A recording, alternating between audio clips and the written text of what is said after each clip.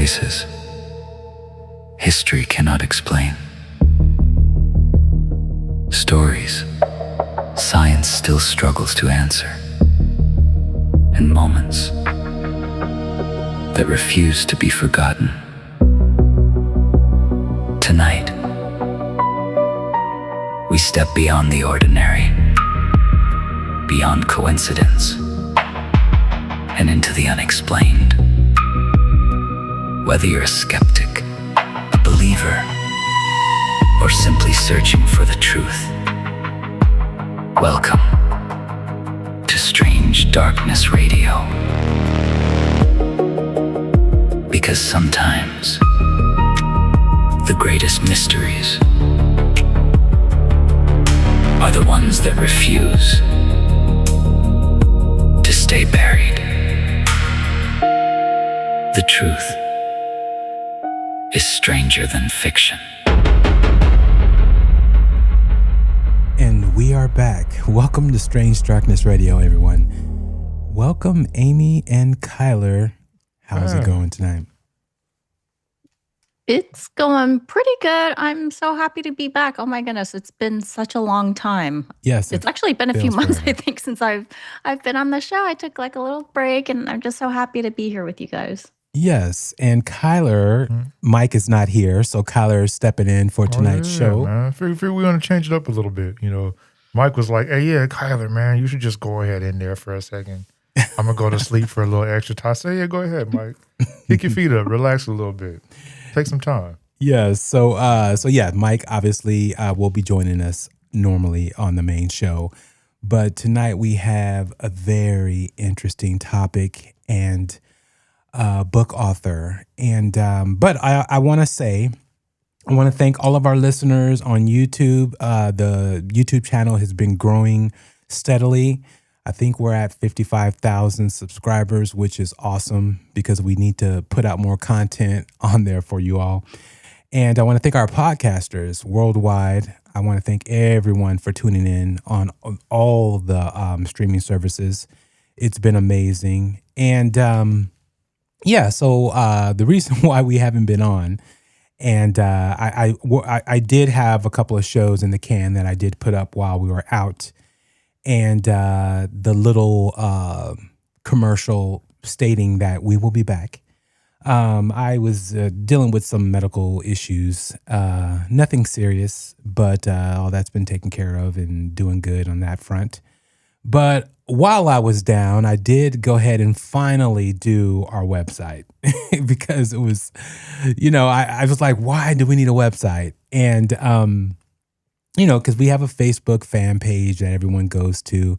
But I figured since the show is growing and we have all kind of different media avenues that we want to put out there, it was time to go ahead and put out a website. So hopefully you guys like it. It's my first stab at doing a web page. And definitely go check it out. It's strangedarknessradio.com. Very simple. And on there is various things. You can catch all of our shows, all the various streaming services. And you can go to our YouTube channel. It will show our most current shows and all that good stuff, which is cool. And I'm working on another portion of this. And I'm hoping I can get this all set up before this particular podcast goes live to where I have a book author segment to where all of our book authors who come on, they have a dedicated page to where you can go and check out their book.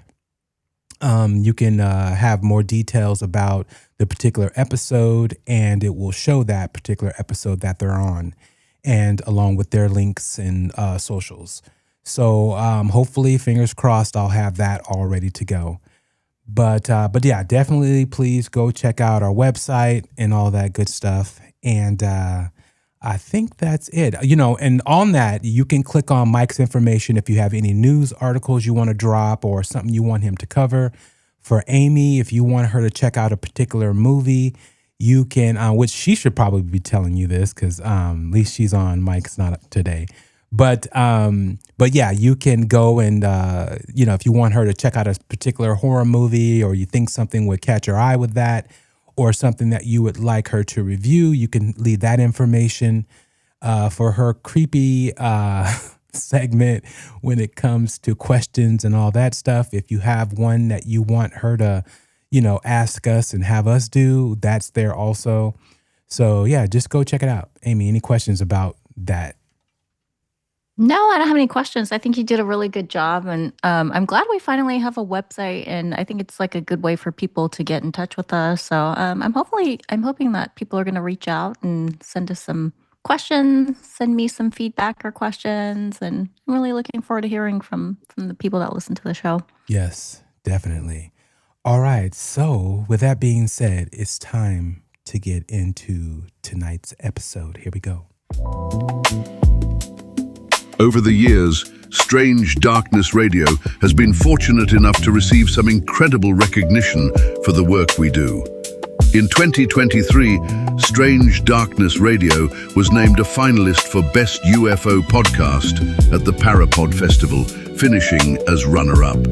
And now, we're proud to announce another milestone.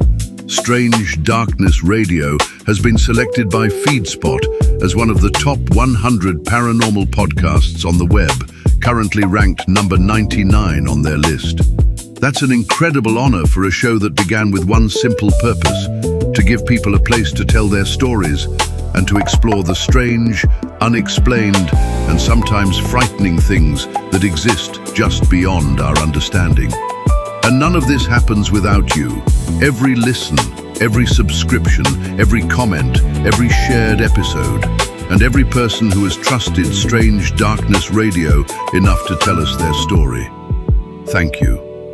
If you're new to Strange Darkness Radio, or you've been traveling through the darkness with us for years, visit strangedarknessradio.com. Meet the team, listen to our latest episodes, watch the show, explore the paranormal with us. And if you've experienced something you can't explain, tell us your story. That's strangedarknessradio.com. Strange Darkness Radio. The truth is stranger than fiction. And apparently, we're not the only ones who think so. There are moments when the world we know simply stops. When the boundary between the living and the dead becomes uncertain,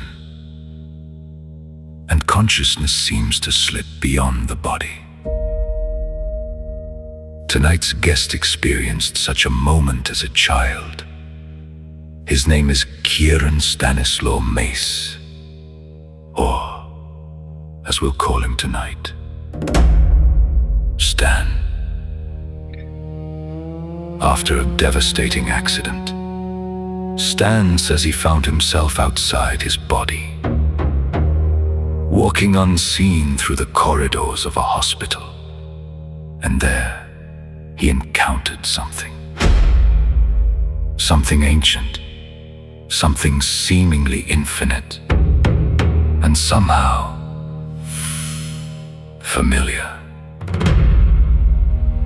An entity that appeared to know him. Stan would later recognize corridors and locations he says he had seen while outside his body. But that was only the beginning. Paranormal experiences followed him throughout his life, challenging everything he understood about consciousness, death, and reality itself. Those experiences became the foundation of his book, Paranormality, Normalising the Paranormal. But tonight, we aren't asking you to believe. We're asking you to listen. What happens when consciousness leaves the body? What or who might be waiting beyond the veil? And once you've seen what lies beyond it, can you ever truly return as the person you were before? Tonight, we sit down with author and paranormal experiencer Stan Mace to explore consciousness entities, near-death experiences, and the possibility that what we call paranormal may simply be part of the normal that we do not yet understand. Welcome to Strange Darkness Radio. The truth is stranger than fiction. Stan, welcome to Strange Darkness Radio. Thank you so much for having me. So, man, an amazing story, an incredible book. Please let our listeners know, about your story. Yeah, of course. And thank you for that wonderful intro. That was fantastic to hear. I feel quite honoured, really. As you can hear from my accent, I come from Oxford. My stream or string of experiences happened in and around Oxford City, starting at the age of 5. So just give you an idea of my background. So I come from a mixed culture background, really. So I have Polish and Italian in my family, and a bit British as well. So we kind of all congregated around the centre of Oxford, kind of sharing our different parts of our culture, basically. So what I would often do is make my way to my grandmother's house to cook food with her. So she was specifically Sardinian, so I used to cook with her a lot. So that particular day, it was a spring day, and I was on the way to her house to do another cooking session, essentially, in Oxford. So I crossed the road with my mother, and at the time she was teaching me about road safety. So of course it's a red light means stop, green light means go. In that instance, it was green light for pedestrians to cross, red lights for car, of course. So I began to cross the road, holding her hand, but maybe a couple of steps in front of her, just thinking about my nonna, basically, my grandmother. I remember before everything started, something very strange happening. In my right ear, I heard a woman's voice saying, "You're not meant to be here." And the moment I heard this word, and I can see this as a video now, like everything that I'm telling you now, just to kind of give you a bit of context, I see everything. For some reason, I seem to be able to play this like a video, so I'm living this experience. So if you bear with me, it can get a bit emotional. So yeah, I remember this woman's voice saying what it said, and everything went black. For a moment, I felt like I was conscious, stood in this empty void. And I was there just for long enough to think, hang on a second, I was just in the road with my mum at the time. I began to kind of look around to see where anything was, but it just seemed to just go on endlessly. Like I was just barely lit under this light above me. And before I could begin to maybe take another step, I woke up. I was on the other side of the road. My legs were completely in a terrible state without going into too much detail. And I remember being in the most agonizing pain. Like it's a pain that's never left me. Because I'm 41 years old now. I'm getting old now. But it's a pain that's never left me that day, and it's something I can't quite explain to you guys. Like what it feels like. It's just in you forever, and you never will forget that. And at that time, basically a car shot through the red light and hit me. And I ended up going underneath the vehicle, and he decided to, maybe as a fight or flight response, continue to drive with me under it, causing more damage, which wasn't really a great decision, but people do make mistakes. But thankfully, the public were able to apprehend the driver, pull him from his vehicle to stop him from driving further, and of course, treat me at the other side of the road. So yeah, they called an ambulance over, and like I can see even now, like people just stood over the top of me. Like it's a really weird experience. Like it's like, yeah, there is the agonizing pain, but I felt like I was even then beginning to leave my body. Like I felt very disconnected from this moment. So yeah, the ambulance managed to get there and take me to the John Ratcliffe Hospital, which is like a roughly about 30-minute drive from that location to where it is. Maybe like a 15-minute ambulance drive because they can go through red lights, of course. But so yeah, I was rushed there, and I went through a number of emergency operations to stabilize my body. I'm not sure exactly which operation caused me to have this experience, but at some point I remember waking up again. So to me, like if I were to follow it in a linear fashion, like I was in the ambulance, I remember being in the ambulance, and then suddenly time seemed to just jump forward, and I was awake again. The strange thing was, to me, it felt like moments ago. My legs were kaput, just unusable. I was in pain. Yeah, I suddenly awoke again and I was standing. And then I noticed that the pain had completely gone.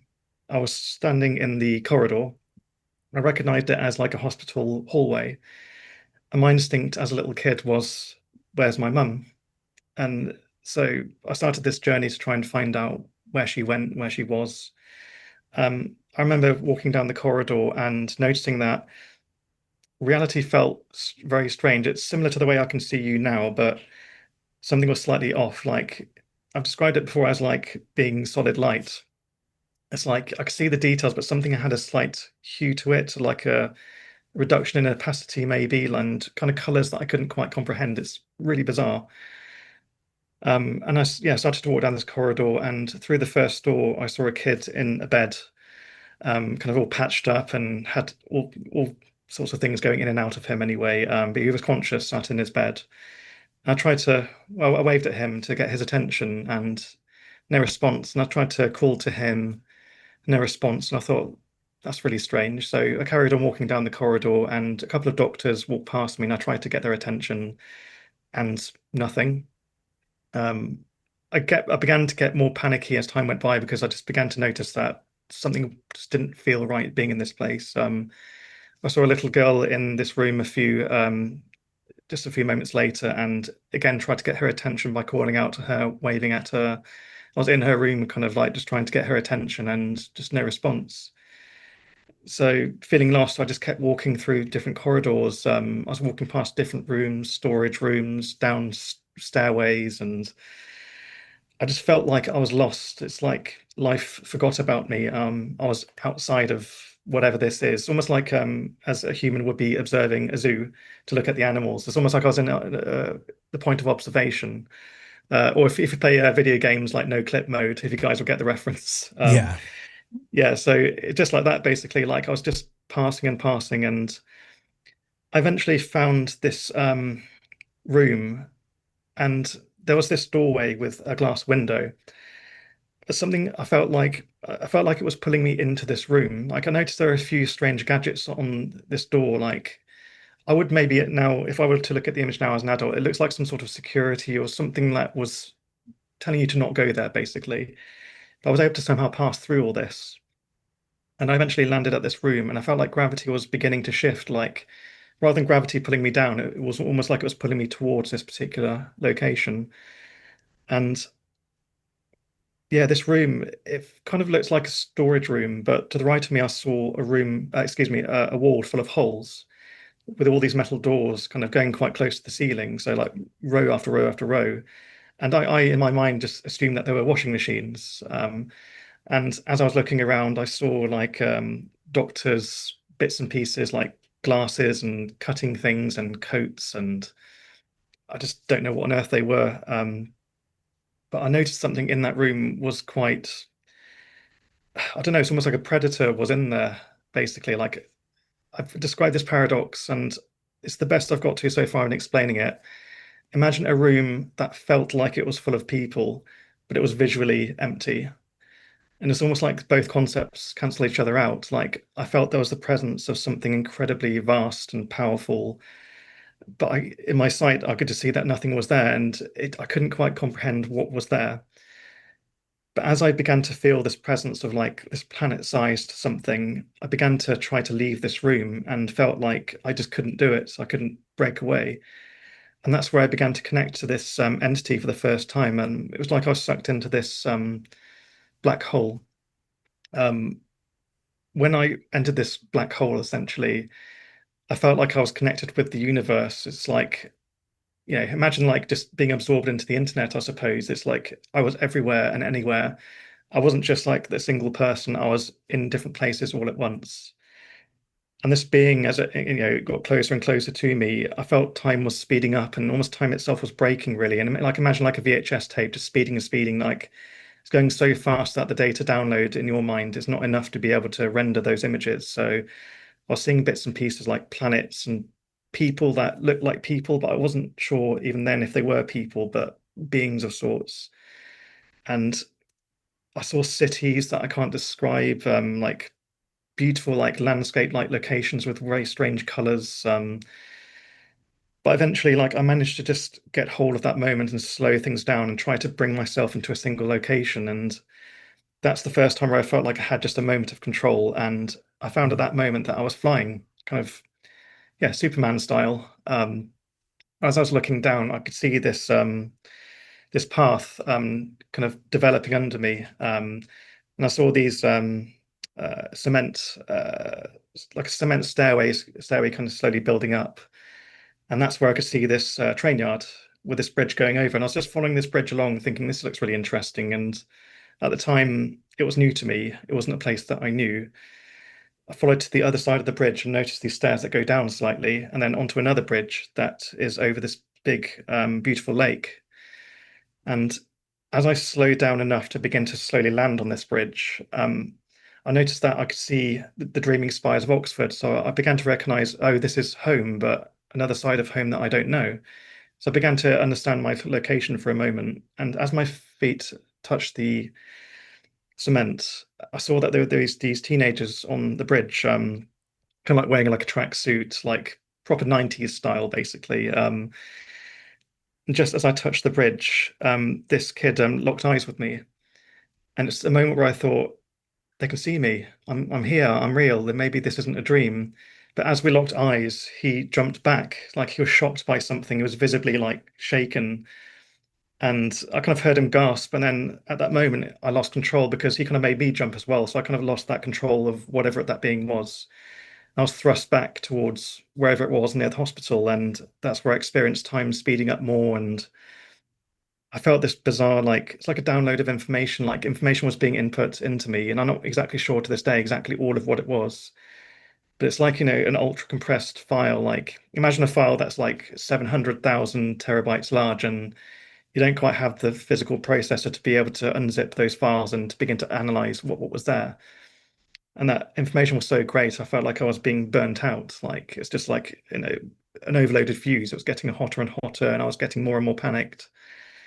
And eventually, like I kind of almost like lost all hope. Like I felt like I was gone forever. Like during that, during me telling you this story, like time itself, it felt like I was out there for like years almost. Yeah. I was like lost in the ether.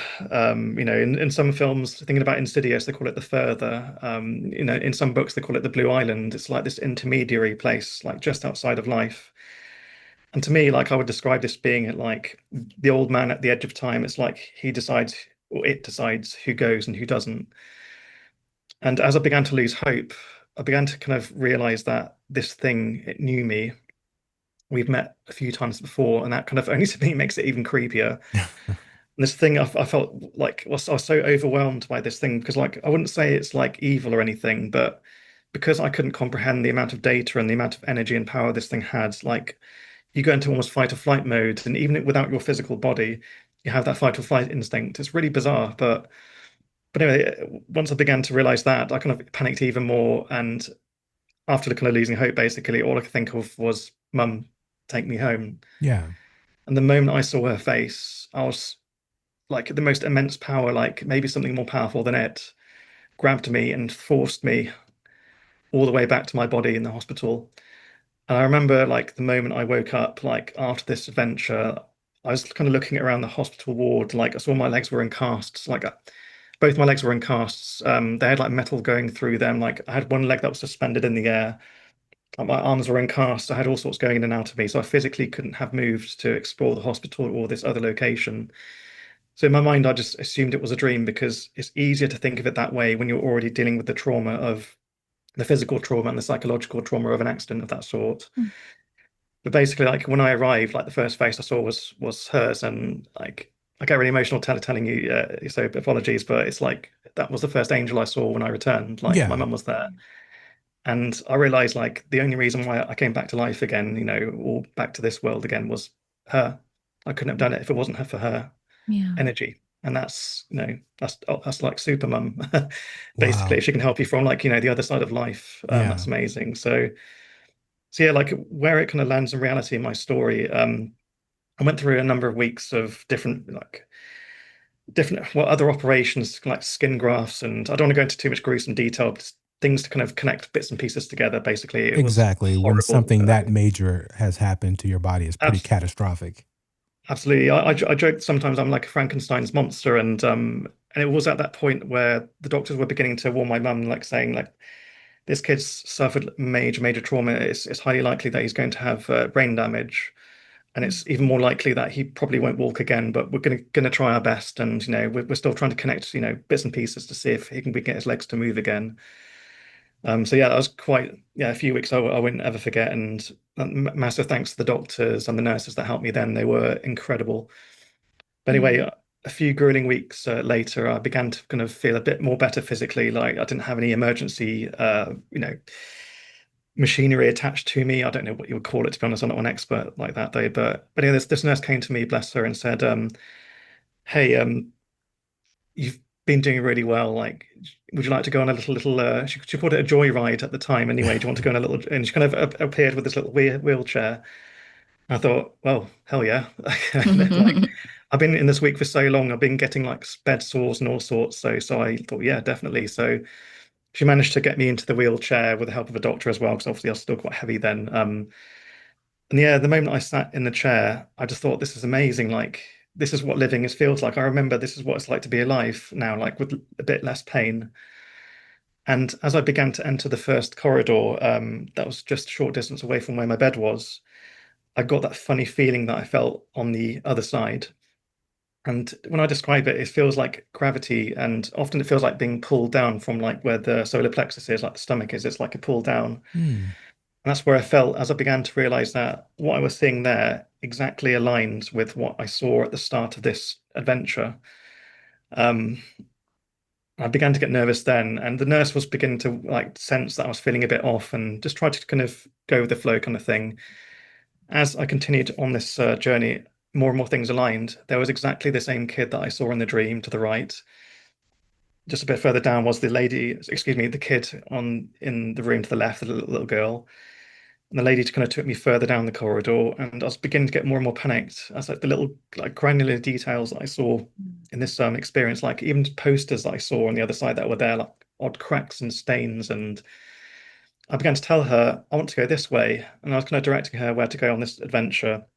Go left, go right. We went into an elevator a couple of levels down, told her to go here, go past the cafe, go past here. I just seemed to know exactly where I was going. And the strange thing is, in my body, if I was to be rushed into the ward, maybe I went past those areas, but I wasn't conscious, but at least conscious enough to be able to record that data. But I still wouldn't discount that memory could play into this, though. Like, but to me, like, I visited those areas without physically having a body. Yeah. And the crux of that segment is eventually we got to this area where it was like a more secure area where she couldn't take me further.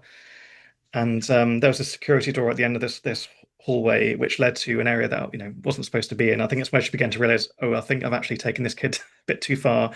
I kind of like maybe got ran away with it, because by then I was panicking more and more as I looked ahead. Through this doorway, I could see through the window and into where this other area was that I saw in the dream. And there it was, the area where I met this entity, the so-called washing machines on the wall, the bit different doctor's bits and pieces, the coats, like the exact layout matched perfectly. That's where I realized where I met this thing, it was a real place. I later researched this room. Of course, in that moment, I didn't know what it was, though, but I later researched this years later when I was beginning to come to terms with this experience. That room was essentially the first part of what the morgue used to be at the hospital. So not the main morgue, but there was like a first processing room before you go into the other section. So obviously that's why there's security there. Yeah. So this poor little kid ended up in the morgue of all places. So I do kind of question, like, what is this entity basically? Is it consciousness formed from the pain and anguish of those passing, or just maybe lost spirits? Could it be basically a psychological manifestation that I kind of made up, just to survive that ordeal? Because that's certainly a possibility. Yeah. But the fact that it aligned with reality, that's what spooks me the most and makes me lean towards, okay, this is in the paranormal realm, as in like the unknown. I can't define this just yet. And one day I'd love to kind of figure this thing out. But this thing, like, the power I experienced then, it's like unlike anything I've ever experienced. Like, and there's a reason why my hair doesn't stay down. It's like, it's not just a fashion choice. It just won't really. But yeah, it's this But yeah, it gets like, but this is just the beginning of the story. Like in like Paranormality, it's like it's such a long, grueling story, like kind of through these kind of tragedies that develop into something positive. But just kind of end like, part of the evidence that aligns with that. So after I had a complete meltdown in the wheelchair with that poor nurse, bless her, I kind of was sent back, and they assumed it was kind of PTSD, and PTSD did play a part of it. Though 100% did have PTSD. So I had treatment for that as I was finishing hospital. There's two more events that I'll never forget. Basically, towards the end of my time in hospital, where I was just eager to go home. I just needed to be signed off. And it was about, I'll say about a week before they signed me off officially. I woke up one evening and felt that very strange, otherworldly feeling of being pulled down, like something doesn't feel right. And it was the middle of the night, so all of the kids were asleep in the ward. And just to keep in mind that when we have wards, similar to America, though, we have like a big open ward with like separating, what do you call it, curtains. Like mine was kind of open, and you Yeah. can see the other kids, and they see like the nurses' station. So like the nurses were across there doing their paperwork with like a dimly lit light kind of thing. I thought, okay, something's at the end of my bed. I could feel like a weight and a shuffling down there, and I could see that the nurses were over there busy. The kids were asleep, so I couldn't figure out what it was. So I'd like to assume that maybe a kid was playing a prank on me. That was be the nice way to see it, though, but I couldn't see any evidence of that. What I noticed was this dark figure at the end of my bed. Um, oh, I hate talking about this thing, sorry. Right. So this thing at the tip of its head I saw was like burnt meat and kind of charred wood. If you can imagine that being together, basically. Oh. And it began to rise up above the end of the bed. And as I began to see the beginnings of facial features, I saw two long, kind of wiry, spindly kind of fingers like go over the protector bar, Oh my kind of slowly crouch over and rise above. And so it's giving me goosebumps even now. Yeah. Wow. Had two eyes. So these two eyes just appeared above the protector bar. I saw just in her face. It kind of stopped just below where my chin is here. And it just stared. And as I saw it, I was absolutely overtaken by primal fear. But I couldn't physically move. Like I think of the phrase, I forget who said it though. I must scream, but I cannot. Basically, it's like I had no mouth and I couldn't move. Yeah. But it was so fixated on me, and it just simply observed me as if I was something to be studied or enjoyed almost. And So you had the symptoms of sleep paralysis, meaning you can't move, yes, but you can visualize, see, sense, absolutely. smell. Yeah, that's a great point actually, because I've considered it to be sleep paralysis though. So that's a possibility. But also consider the fact that I would have been on morphine and all sorts of different medication to treat that. But the only reason why I'm saying this, again, it links to reality, because this blooming thing followed us home after this event, and that's wow. like another big part of the story. Gosh.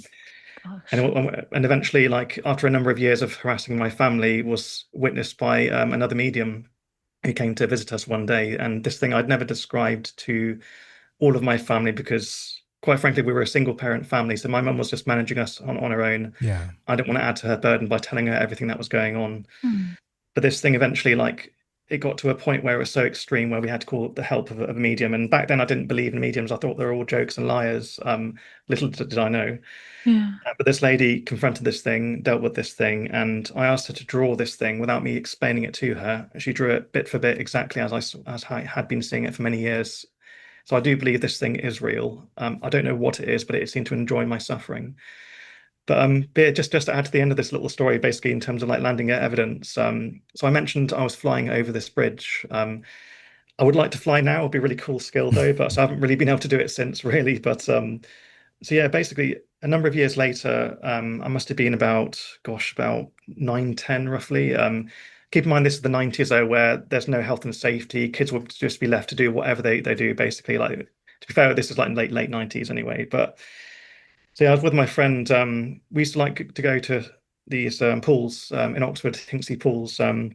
Oxford's quite known for having terrible traffic. So my friend had this idea, said, "Hey, actually, if you can get your mum to drop us off in this village just outside of Oxford, we can take a shortcut cut in and avoid all the traffic." And I thought, great, okay, well, I don't know this place, but I'll trust you. So we went to this beautiful village, South Hinksey Village, gorgeous little kind of location. And he said, "Yeah, hey, just follow me, and we'll go this way." And this is area where locals call it the Devil's Backbone, which I find is quite apt for this experience, really. So it's like a string of paths just outside the city, and this area floods quite a lot. So when you see it during flood season, it looks like a backbone going in and out of the water, like a serpent almost. So that's where it gets its nickname from. Yeah, but I didn't know that then anyway. That this was me as like a new experience, or I suppose like just going along with the flow. So yeah, I went with my friend to start this journey, and it's not too long of a walk. And just towards the end of this walk, I saw these steps, these cement steps, and that's where I had that pulling feeling again. I thought, I recognize this. Like I had this many, many years ago. It's coming back again. I walked up these steps and I saw the train yard, and I began to realize again, this thing's aligning like it did back in the hospital.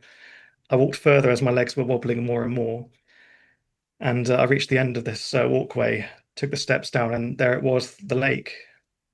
And this is a place that in my body there and then I hadn't been to before. I had no memory, as in conscious memory, of being there.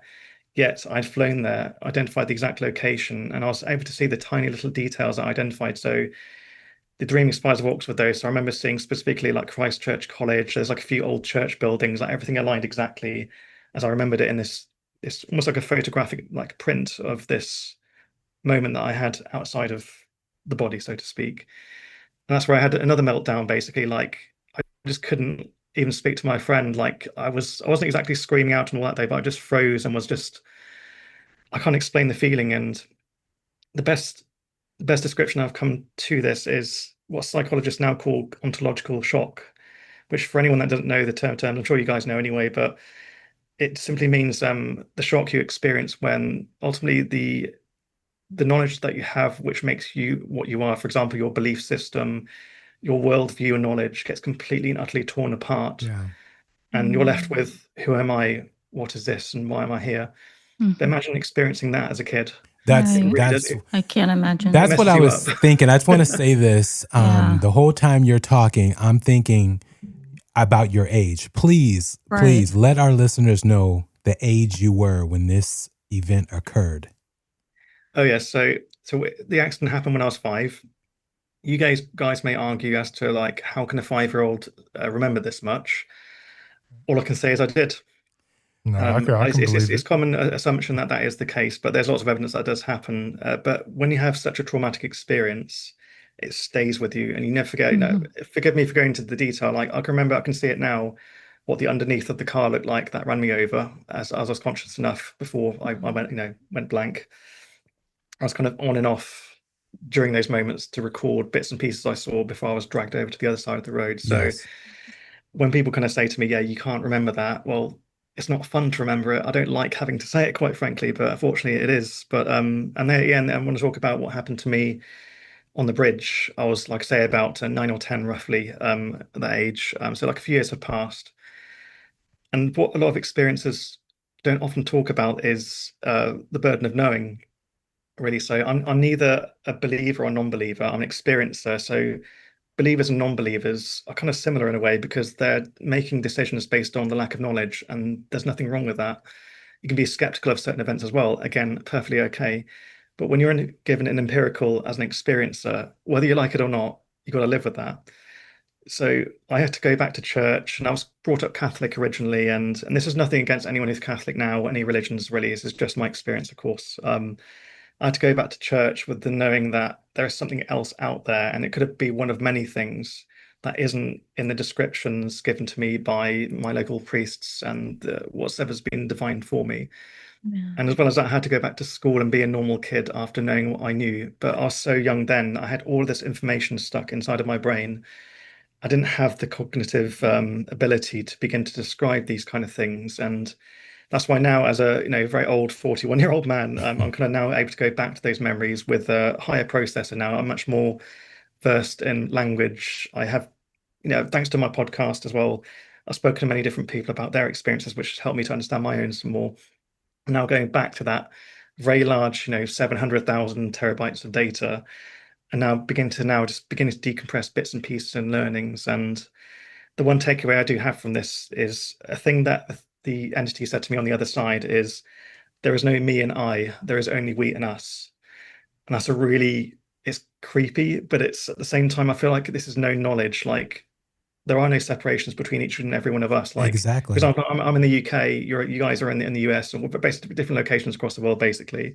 Mhm. All of these separations don't really matter. We're all beings interconnected as part of this grand universe. And it's almost like this entity, yes, we've met before, maybe. It's almost, the entity was just reminding me that we are so much more, basically. Like, it's almost like the power isn't without, it's within, if that makes sense. But within is the connection to everything. So I know it all sounds a bit airy fairy and fey and such, but either way, like, that's what I've had to sit with. And yeah, like, I just tried to go back to church, and these, lovely hymns being sung and these lessons being learned, all these happy people. And I was just miserable, thinking, I feel like I'm dirty because I've had this experience. And at the same time, like what you're saying, I don't believe in it anymore, and I can't Yeah, because you're trust trying to it. make And sense of it. And then also you will hear from, whether be it Catholic, Baptist, or Christian, that you're supposed to totally repel anything that's not, based absolutely, upon religion. Anything you don't understand, you're supposed to deem it as demonic, evil, and don't even entertain it. And so I totally understand what you're saying. absolutely. But yeah, this, on the positive side, this experience, I found that when I came back from this connection with whatever it is, it changed the way my brain worked. Before, I was quite a happy-go-lucky kid, but I wasn't creative at all. And I know at the age of 5, you haven't fully developed enough to be able to be, to know who you are really, though. Yeah. But either way, when I came back, I had this artistic ability, and I noticed that my brain worked very differently. Like my emotions felt very deep from a very young age, and that could be part of the PTSD and the trauma. And I get that kind of activates that side of you, because it's rare for a little kid to have depression, because usually depression is a very complex emotion. You often hear about that with teenagers and adults. It's very rare that you hear kids have depression, and that's what I was diagnosed with quite a young age, along with deep PTSD. And it almost kind of just signifies that change in mind. But I had this artistic ability, and I kind of feverishly drew a lot towards the end of my time in hospital, because I realized that the more that I drew, the less my physical body hurt. And it's like I described it as bloodletting of pain. It's like you're just letting it out. Mhm. I've continued with that ability since, and it's led me to, I'm a graphic designer now, and I'm a kind of psychedelic artist as well, and I do all sorts, with my ability. But there's something it kind of gave me, is like there's an artistic ability that I had. I was many, many years ahead of the kids in school, and it's even like when I went into primary school, when they could see that, when they could see what I could do, they even said to my mum then, like, basically, Stan, like, there's nothing we can give Stan at this school which would, placate him enough to satisfy that need, but we'll support him through his artistic, talents as much as we can, though. So yeah, they let me do like maths, and on the side I'll be doodling or do a bit of like basic science. And I was kind of doodling away. So they kind of left me to do it basically, though. But that helped me just to begin to like get through all of that. What on earth happened? Yeah. What on Yeah. earth happened to me? Where did I go? And another beautiful part of that actually is one last thing. I'm going to give you guys a positive as well, because I don't want to scare you guys as well, because a lot of good did come out of that anyway. With this kind of connection that I had, like this, had this deepness and advancedness of thought and artistic abilities. I had these experiences with what I would call the sky doctors. So if you imagine, like in the hospital, I have my physical doctors helping my body to repair, and God knows how I actually survived that. Doctors were expecting me to not walk, and I walked. Doctors were expecting me to have a certain amount of brain damage. Thankfully, touch wood, I don't have any, although my friends would say otherwise. But either way, Yeah. like I had these experiences like for a number of years after. Like I was in primary school, and I'm not sure what the equivalent is in the US though, but primary school is like the school you go to between the ages of 5 and 12. Like elementary and high school, I Elementary, guess. yes, thank you. Yeah, elementary. My dear Watson. But yeah, so I used to kind of walk away from my friends like instinctively, like it's almost like I was taken over by something. So we'd all be playing out in the and on the grounds at lunchtime. I'd walk away, and I didn't know why I was walking there, but I just let my body do what it needed to do. And I used to lie in the grass and look up at the sky. And I kind of looked up at the sky, and the intensity of the blue, grew so much it was just almost blinding. And I saw the sky open up, and what I would see is kind of like I was looking through a portal where these beings were looking down at me, and they kind of looked similar to doctors, wearing kind of doctors' coats and masks and everything. And the weird thing is, like, I'd go into this meditative state for around 5 to 10 minutes, and my friends were so oblivious; they hadn't a clue that I even walked away anyway. But I would do this quite a lot. But I feel like I would have a conversation with these things like almost telepathically, like they were asking me questions, I was telling them answers, and they were passing information back and forth, back and forth. And at the end of these conversations, I'll get up, like wipe the grass off me, and just go back to my friends and not think too much about it. But I had the feeling of the conversation, and the annoying thing is, I don't remember exactly what was said. It was like it's almost like there's a threshold. You're not allowed to know these things. Like you have to go back to being a kid in this life and continue this journey. I'm not allowed to know, but I had a feeling like I feel a bit better. So every time I had a visit from the Sky Doctors for that time over a number of years, it helped me feel almost like when your spirit returns to your body, basically, it's like putting back on an old sock. It's like, you want to get a nice fresh sock to put on, of course, though, but imagine putting on an old sock and it never quite fully fits, basically. It's like slightly, ajar, and you kind of Yeah. twist it this way, twist it that way, and it doesn't quite work, but you just have to just deal with it. And it's kind of like putting your suit back on, your body or vessel, I suppose. It's like they were treating me for a while to try and just adjust back into this body again. And it's like maybe I entered an area where I shouldn't have been. Maybe I don't know, but I feel like they were almost. It's almost like a crime scene in a way. It's like they're trying to cover up all the evidence and just gather those things together and get everything back into order again, but also study what happened. It's a weird thing to describe. But anyway, roughly, I think I'm from the age of at the end of primary school, really, or elementary, as you say. They stopped visiting, and I was okay with that. I felt like, I was all right, and I've never felt fully great since, so, but I'm a lot better than I was on my return. Hmm. So yeah, so my whole story kind of comes to the question, like, what is consciousness? For my evidence, I'll present the idea that consciousness seems to survive without the body, like this body is a vessel, much like the car is that you drive every day to go to work. Like, if you guys, can we mention brand names on here? Am I going to get you Oh, in trouble? no, definitely. That's fine. So, say if you drive like a lovely Ford vehicle, like you don't get to work and everybody call you Ford, do you? They call you Bobby, Yeah. for example. Like it's just like the vessel that you're in now. Like this is my Ford that I'm driving right now, but I'm not always going to be this version of Stan. Basically, I seem to be so much more than that. And also, second to that, idea of consciousness is there's something else out there. There's a bigger fish, and there could be that there's another bigger fish beyond that bigger fish. Be the way that the God that I was told to pray to, and the saints I was taught to learn from, perfectly fine stories though, but there's something more Yeah. outside the bounds of the parameters that have been set for us. So yeah. Sorry, I Can have to take I? a sip of tea now. I'm sorry. Oh, sorry. Can I ask a Oh, couple questions just of while course. you were going through? Oh my God, it's just crazy all of the things that you went through in such a short amount of time. I cannot even I'm imagine sorry. it.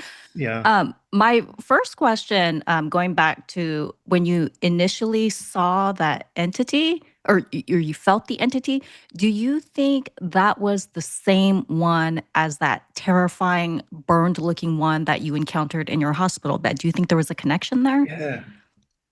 That's a great question. I kind of pondered that for a number of years, but I think recently I've come to the conclusion that I'm talking about the way the energies feel because I recognize there's almost a different fingerprint, I suppose, like almost like imagine like an energy fingerprint between different people and entities.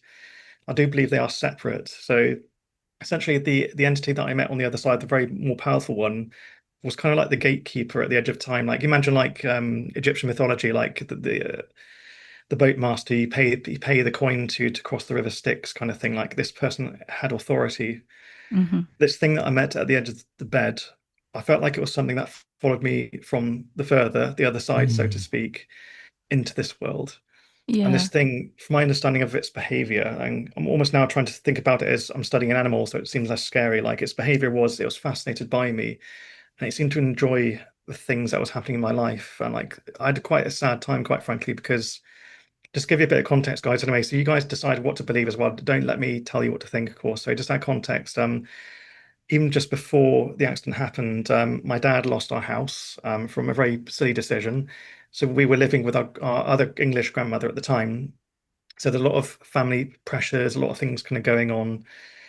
And then the accident happened. That was obviously a lot of pressure. I had a very angry dad at the time as well. So that's feeding into the energies, a lot kind of going on. And there's all sorts going on, like, I was bullied quite severely going back to school because the kids knew I was very different. I spoke in a very, I come from Oxford and we do speak very strangely over here, but I spoke in an extra strange way. Like I come up with very odd phrases that don't make sense for a kid to say, and Yeah. I don't mean to. All I want to do is to be actually loved and to live as a kid, basically to fit in. Mhm. But I had some friends over that, they would never be close friends. Like they'd be at a distance because they could feel something was off, and I kind of don't blame them. But at the same time, like it would have been great just to have a break, really. Yeah. Mhm. And so yeah, so there's a lot of kind of there's kind of deaths. My grandmother, who I absolutely adored, died. When I was I think it's about 11 years old as well. So there's different kind of traumas happening over the years, different people passing away. There's a lot of stress going on in the family, and eventually my parents got divorced as well. So we became a single parent family. And with that being said, my mother had to support both of us working 3 jobs. So at the same time, we were being harassed by this entity that followed us at home. But I think why it followed us home is I became whatever I am now. Like I would describe myself as a medium. I don't know how you guys feel about mediums anyway. Some of us don't want to be mediums. I'm very much a reluctant medium. I don't want to be one. I just want to be normal. Exactly. But either way, I had this weird awareness, and this thing seemed to be fascinated by me because it switched something on. And then it followed us through the many years in our former kind of family home, and it just so many strange things were happening there. We had strange whistlings, objects moving, smells, smoke. These things kind of sound like standard poltergeist-like activity, but it escalated further to the point where we had like almost literally the distorting of reality. Like I went into my bedroom once in the middle of the day and it turned to night. Oh, wow. Get your head around that. That freaked me out. That's when we had to get this medium involved. But a lot of things happened over a number of years where this thing seemed to be there, almost triggering these events to happen, and just loving it, absolutely loving it. I had, towards the end of my time there, I had, a stepdad for a number of years. He turned out to be a particularly nasty guy. And it's almost like this thing was feeding into people that were around me, like being quite nasty and angry. Like I'd have very angry teachers at school, which but this is part of the mystery. I know this is a very long answer to your question, though, so apologies, though. Oh, but I'm no. trying to give you It's a great honesty, answer, because that's what truly happens, and these entities, I believe, yes. feed off of. Yeah. Yes, absolutely. Like it seems to be more common than I thought in these experiences now. So that's it sounds horrible, but it's great to know that it does happen to other people. But what I noticed was there was a number of years where I thought everybody just hated me. Like people would get so angry so quickly, like. Yeah, I know I'm annoying. I know I can be that kind of way. Like, if I won't shy away from that though, but not so much where people get violent suddenly. So Yeah. I remember one instance where I had a maths teacher. Over here we say maths, by the way, not math. I have to say, so I know it's going to annoy you guys. So my maths teacher, he had this. He's like standard like angry maths teacher, big old messy beard, and like kind of the stereotype of what you think a maths teacher would be, but so he was a bit grumpy anyway, but never violent. But I remember one time actually coming to him after not being able to do my homework, and it was just me and him in the room after the kids had left. I said, "Yeah, really sorry, sir. Can you help me with X, Y, and Z?" And he just paused for a moment, and it's the first time I recognized what I would call the takeovers happened, where his eyes would lose their sheen, and it would be what I would describe as like looking at a dead body. Like a dead body loses its sheen. You can see the energy goes from the eyes. He just paused for a moment and started saying like horrible, horrible things, like just you effing this, you effing that, and like Wow. almost like growling in his voice and like muttering God. horrible things to himself. And I said, "Are you okay?" And he kind of like stood out of his seat and kind of shot that back. And he started shouting. I don't know what it was, but when you're a kid, you're so empowered by something. You're not recording actual data. You're just panicking, so you're in a freak out mode. Yeah. And he just got up, flipped the table, and kicked his chair to the other side of the room and just walked straight out, or stomped straight out. And at that point, I was just shaking. Like it's that adrenalized moment that you get where you can't quite comprehend it. But this is the example that I'm supposed to follow. This is the adult that's supposed to be teaching me how to be better and be good. But I remember him coming into the room a few minutes later. Like I'd noticed his eyes were normal again. They had their sheen back, and he was alive. Alive. I would describe him as. And he just didn't say sorry. He just nodded at me and kind of carried on, like completely like sullen, like he'd realized he'd done wrong. And that's where these events kept happening. So just teachers would randomly explode. Like some teachers that were quite nice to me would suddenly change, or yeah, my stepdad at home, for example, like I do believe he may have been affected by whatever was in the house. I'd have friends come over who just suddenly get angry. And even to me, like over time, it slowly sapped my energy where I stopped hanging out with friends. I didn't want to know people because I saw everybody in the world as just being horrible. I think if this is the world that I return to, why on earth am I here? Yeah. And it took a long time for me to realize actually something was affecting them and just loving it basically. And yeah, thanks to the help of a good friend and medium called Penny. He's in my book as well. She's awesome. She's actually on a couple of episodes of my podcast now. She's a good friend today. She literally saved my life for the second time, really. So she was able to separate me from whatever this thing is. Wow. And from there, I began to realize actually this is what it's like to actually. So it's almost like I returned to the earth on, a few months after the accident when I was 5, but it took me until like it was like my late teens, early 20s when this happened. I can't remember exactly. I think I was probably about 21, 20. It took me all those years later to actually wake up and then realize actually this is what it feels like to be in your body and be awake again, to feel love, to feel peace and happiness and laughter and all these good things. This is what I've been missing out on in humanity all these years. So bless her. So that's when I began to realize and study the events that happened during that time in that house. Realize that I'm one of those medium guys that I used to make fun of on the TV, and I felt quite embarrassed about that. I think like Yeah. you find the secret out about it yourself. And do you mind? Can I swear on this, basically? I don't. Oh, I don't yes. wanna, No, you're good. It's but basically, adult rated. oh, good. Okay, just to make sure. So yeah, when I spoke to Penny about it, it said like I've now had time to process what's happened and what you faced and all that. Like, quite frankly, I think I might be a medium. Like, what do you think? And she's turned around and says, "Stan, no shit, Sherlock." That's the first response.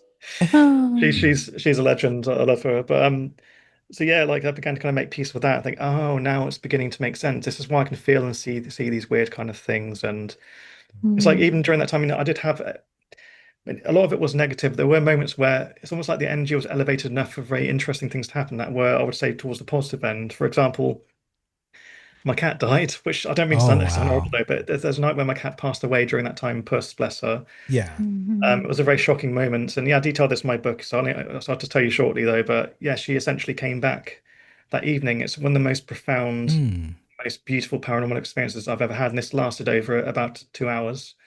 Usually these are fleeting moments, but basically, like when she passed over, I was in shock, traumatized, and just she was my best friend. Like when I got back from the hospital, Puss used to be with me all the time. It's like she was my familiar for a number of years because she was helping me to heal as well. Yeah. Yeah. And she died like instantly, like it meant nothing by Wow. this again a car speeding through the street. So I seem to have this theme around cars at the moment. Yeah, I kind of looked to the end of my bed and saw what were the impressions of these paw prints. Like it was pushing down, and I could hear purring. I could smell her as well and feel the warmth of her, but there was no cat there. I watched it very slowly go up the side of me. She used to sleep on top of my head at night. And that night, I felt like the weight go on my head. And I was putting my arms down to feel like what's going on here. Like my hands were going through her, but I could feel like there was a depression above my head, like as if there was a weight pushing down, but there's nothing physically to do that. So I can't explain how that would work. So I felt at peace in that moment. I didn't feel scared. I felt like this is the last night I'm going to have with my friend. I just knew it in my gut. Yeah. And that lasted for no word of a lie. I was watching the clock and I was trying to force myself to be awake for as long as I could into the early hours of the morning. For 2 hours, just sat there with an invisible purring cat. And eventually I passed out and fell asleep and woke up for school the next day. And I was expecting to wake up devastated and just missing my friend. And I felt so happy. I felt like I had a chance to say goodbye. And it's like she was doing exactly what she did when she was alive, looking after me. Yeah. Yeah. So what a beautiful cat, though. But yeah, I'll tell closure. the story in more detail there anyway to give more evidence, though. But this leads to the fact that, the strange and unusual does happen to the most ordinary people. I consider myself ordinary, at least before all this anyway. Yeah. It can I'm happen to one. anybody at any time. And it's okay to talk about these things. Sorry. Oh, no, I'm sorry, Stan. I'm wondering that had that traumatic accident not happened, if any of this would have, like, would you have Yeah. gotten these? I mean, I know you say you're a reluctant medium, but would that have happened without that traumatic accident? What do you think? I suppose I don't know because I haven't lived that different timeline. I only know this particular timeline, though. I mean, it's a possibility because, yeah, I do have these photos I would love to have investigated of photos that were taken of me before the accident happened. So, roughly about a month before it happened, my mum was very proud of herself. She bought me a school uniform because I was going to start primary school then. So, we had to wear a particular. This part of Oxford, we used to wear, even when there were kids, we had to wear ties and these blazers and just shirts and what. It's all very kind of like posh looking, really. Yeah. So she kind of took a few photos, really proud of that. And the strange thing is there are these like anomalies on the photos. And keep in mind, this is like the 90s. So we had to develop photos back then, no digital cameras, of course. And there are these lightning strikes through the photo. And maybe if I can share with you guys anyway, if you can provide any further info, you're welcome to those, but I haven't explained them yet. And basically, like, yeah, this was taken roughly about a month or so before the accident happened. And there are these lightning strikes going through my legs, my arms, like, I have kind of analyzed them to think, could there be misprints, double prints? For example, if someone took a photo of some trees, some branches, that could have maybe superimposed, and then you can get anomalies like that. They don't look like trees or branches. They look like pure energy. And I did think about, okay, could it be the developing fluid, the stop fluid, for example, that didn't fully seal it, basically? Like, they don't look like drips either. I actually studied them because I eventually kind of later went to college and I studied graphic design. And back then we used to study photography, like traditional photography. So we had to develop it with the film and everything. So I tried to actually replicate my old photos as I was beginning to kind of uncover that story, and I couldn't replicate it then. It doesn't mean it can't be explained by kind of professional, like, tangible means, but I've yet to explain that. I just want to say, so things were around me before then. That's what I love about your story. From the start of your book to the start of any of your YouTube videos that I've watched, you always say that, is this paranormal? You like debunk yourself and you look for other reasons or possibilities instead of going straight to the initial, this is paranormal, this is, and I don't mean from your story, because your story, you're just telling it you're telling it like, this is what happened to me. Like, you're telling a family event or a vacation, which is a horrific vacation, but you're telling it as a matter of fact. You're not telling it as a book author. You're not telling it as a person who's writing something down. You're telling it as a factual, this is what happened to me and this is my story. And I love when you talk about, religion, because you're at odds with it, because it basically is saying, well, religion says this is how things are supposed to go, but then why did this happen to me? And all these things, were real, you're not, and then you tell people you don't have to believe me, but I beg you to listen to my story, because there's a disconnect with, humanity when it comes to situations and stories like these. And what I believe you had this ability before the accident. And I think this entity was following you from the day you were probably born. And unfortunately, a lot of events occurred through your life, from 0 to 5 that you had no control of, but this entity was creating chaos. And the possibilities of the pineal gland as a young person and it being open and not being shrunken as you get older, that access. And then when this particular incident happened to you, when you went into this other realm, or you're basically became one with, everything, that's why you were able to be able to recount, because you're just, recounting from a standpoint of what happened to you as this being that has left his body. And some people, yes, as you're older, they will see the light, they will see particular certain things, but then there's the other side to where it's like, before you're born, you're just one with everything. At least that's what I believe. And I believe you had that encounter and was able to recount everything. And I also believe, based upon the morgue situation, whether that was a tunnel for people passing, where, the ushering of death comes and has that pull, I'm not sure. But I think something did manifest or say, this person can sense me. This person is different than all the others. And especially when it realizes you're going back, this person's going to go back and I can live off this person's energy. To me, there's so much. And I just want to say that because there was so much going on and I had to go back and rewind. But yeah, I just think your story is so incredible. I mean, I was gonna Yeah, say I thought that thing might have been there, and he just was able to finally see it again, or he was able to finally see it. Something that had already been messing with them before, and Yeah, then after I the feel the accident, he same kind of came way. across it. Yeah, I actually was wondering though, as far as like the different areas where you were saying these happen, like the hospital and various places. Have you ever gone back to like look at those places again, or maybe like contact the nurse or the nurses or anybody who you had met around those times? The teacher, Yeah, even. that's a great question. For one, I tried to get in contact with the person that ran me over to get an understanding of what really happened. Did they even care? But unfortunately, yeah, they passed away about 6 or 7 years after the accident. Unfortunately, because, well, long story short, he should have gone to prison basically for what he did. Because he was too old. He wasn't, which wasn't true. He was just very rich, and because obviously we're a poor family, so he's very rich and paid a few people off, and that was that, sadly. So, That's sad. so fortunately, that was a tangent that I didn't want to go down, that I discovered more about. But as for the doctors, I mean, I owe them my life. I genuinely do. That and I went back a number of years later.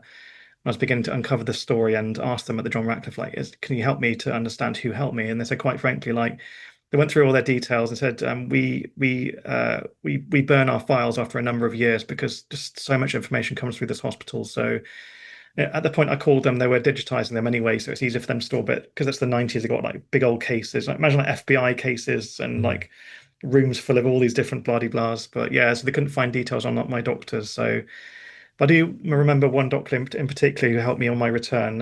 Lovely doctor called Dr. Rawcliffe, which obviously you guys are not going to know anyway, but he's very much a loved member of our community. He helped me a lot when I returned back. And the weird thing is, this story just keeps expanding and expanding. So I'm going to answer what you guys said about your conclusion. I think all of you are very wise. I'm very impressed by you all, actually. But just to add to this before I go into that, that is, I went back to the location where the devil's backbone, so to speak, a number of years later to kind of make peace with this and understand it. And it's frightening seeing the location that you went to, where you were hit by this car, and just seeing it in the modern day. Like, it just sends chills down your spine. And I look at people walking by thinking, guys had no idea what happened here, and would you even believe me anyway, quite frankly? Like, but yeah, I kind of went there to make peace with that. And yeah, so kind of trying to think how to explain this really. It's a complex thing. So yeah, it's kind of, when I went back, I began to realize actually, I'm kind of okay with this now. I'm beginning to understand what happened. The weird thing is, the lovely Dr. Rawcliffe, who helped me, who I didn't see for many years after the accident, there, he kind of left the surgery and kind of went on his way. But I've always remembered him and thought the world of him. At the end of the Devil's Backbone, I saw a bench. And I thought, was drawn to it there, and I thought, okay, that's strange. It was just in front of this beautiful church in South Hinksey Village. On the bench was Dr. Rawcliffe's bench. He had passed away about 4 years prior, and they dedicated a bench to him in his memory at the start of the Devil's Backbone, where I had this paranormal experience, which led to me meeting him. That's weird in itself. But also, kind of adding to that, I began to ask myself, like, why did I fly to that specific location over the bridge? I'm taking myself back in time to the way I would think as a kid. I was trying to complete my journey because in my mind, I was on the way to my nonna's house to cook some food with her. I was hit by a car and I went on this whole experience. Me and my spirit body was trying to make my way back to her house because her house is at the end of the Devil's Backbone, in these flats on the other side of the lake.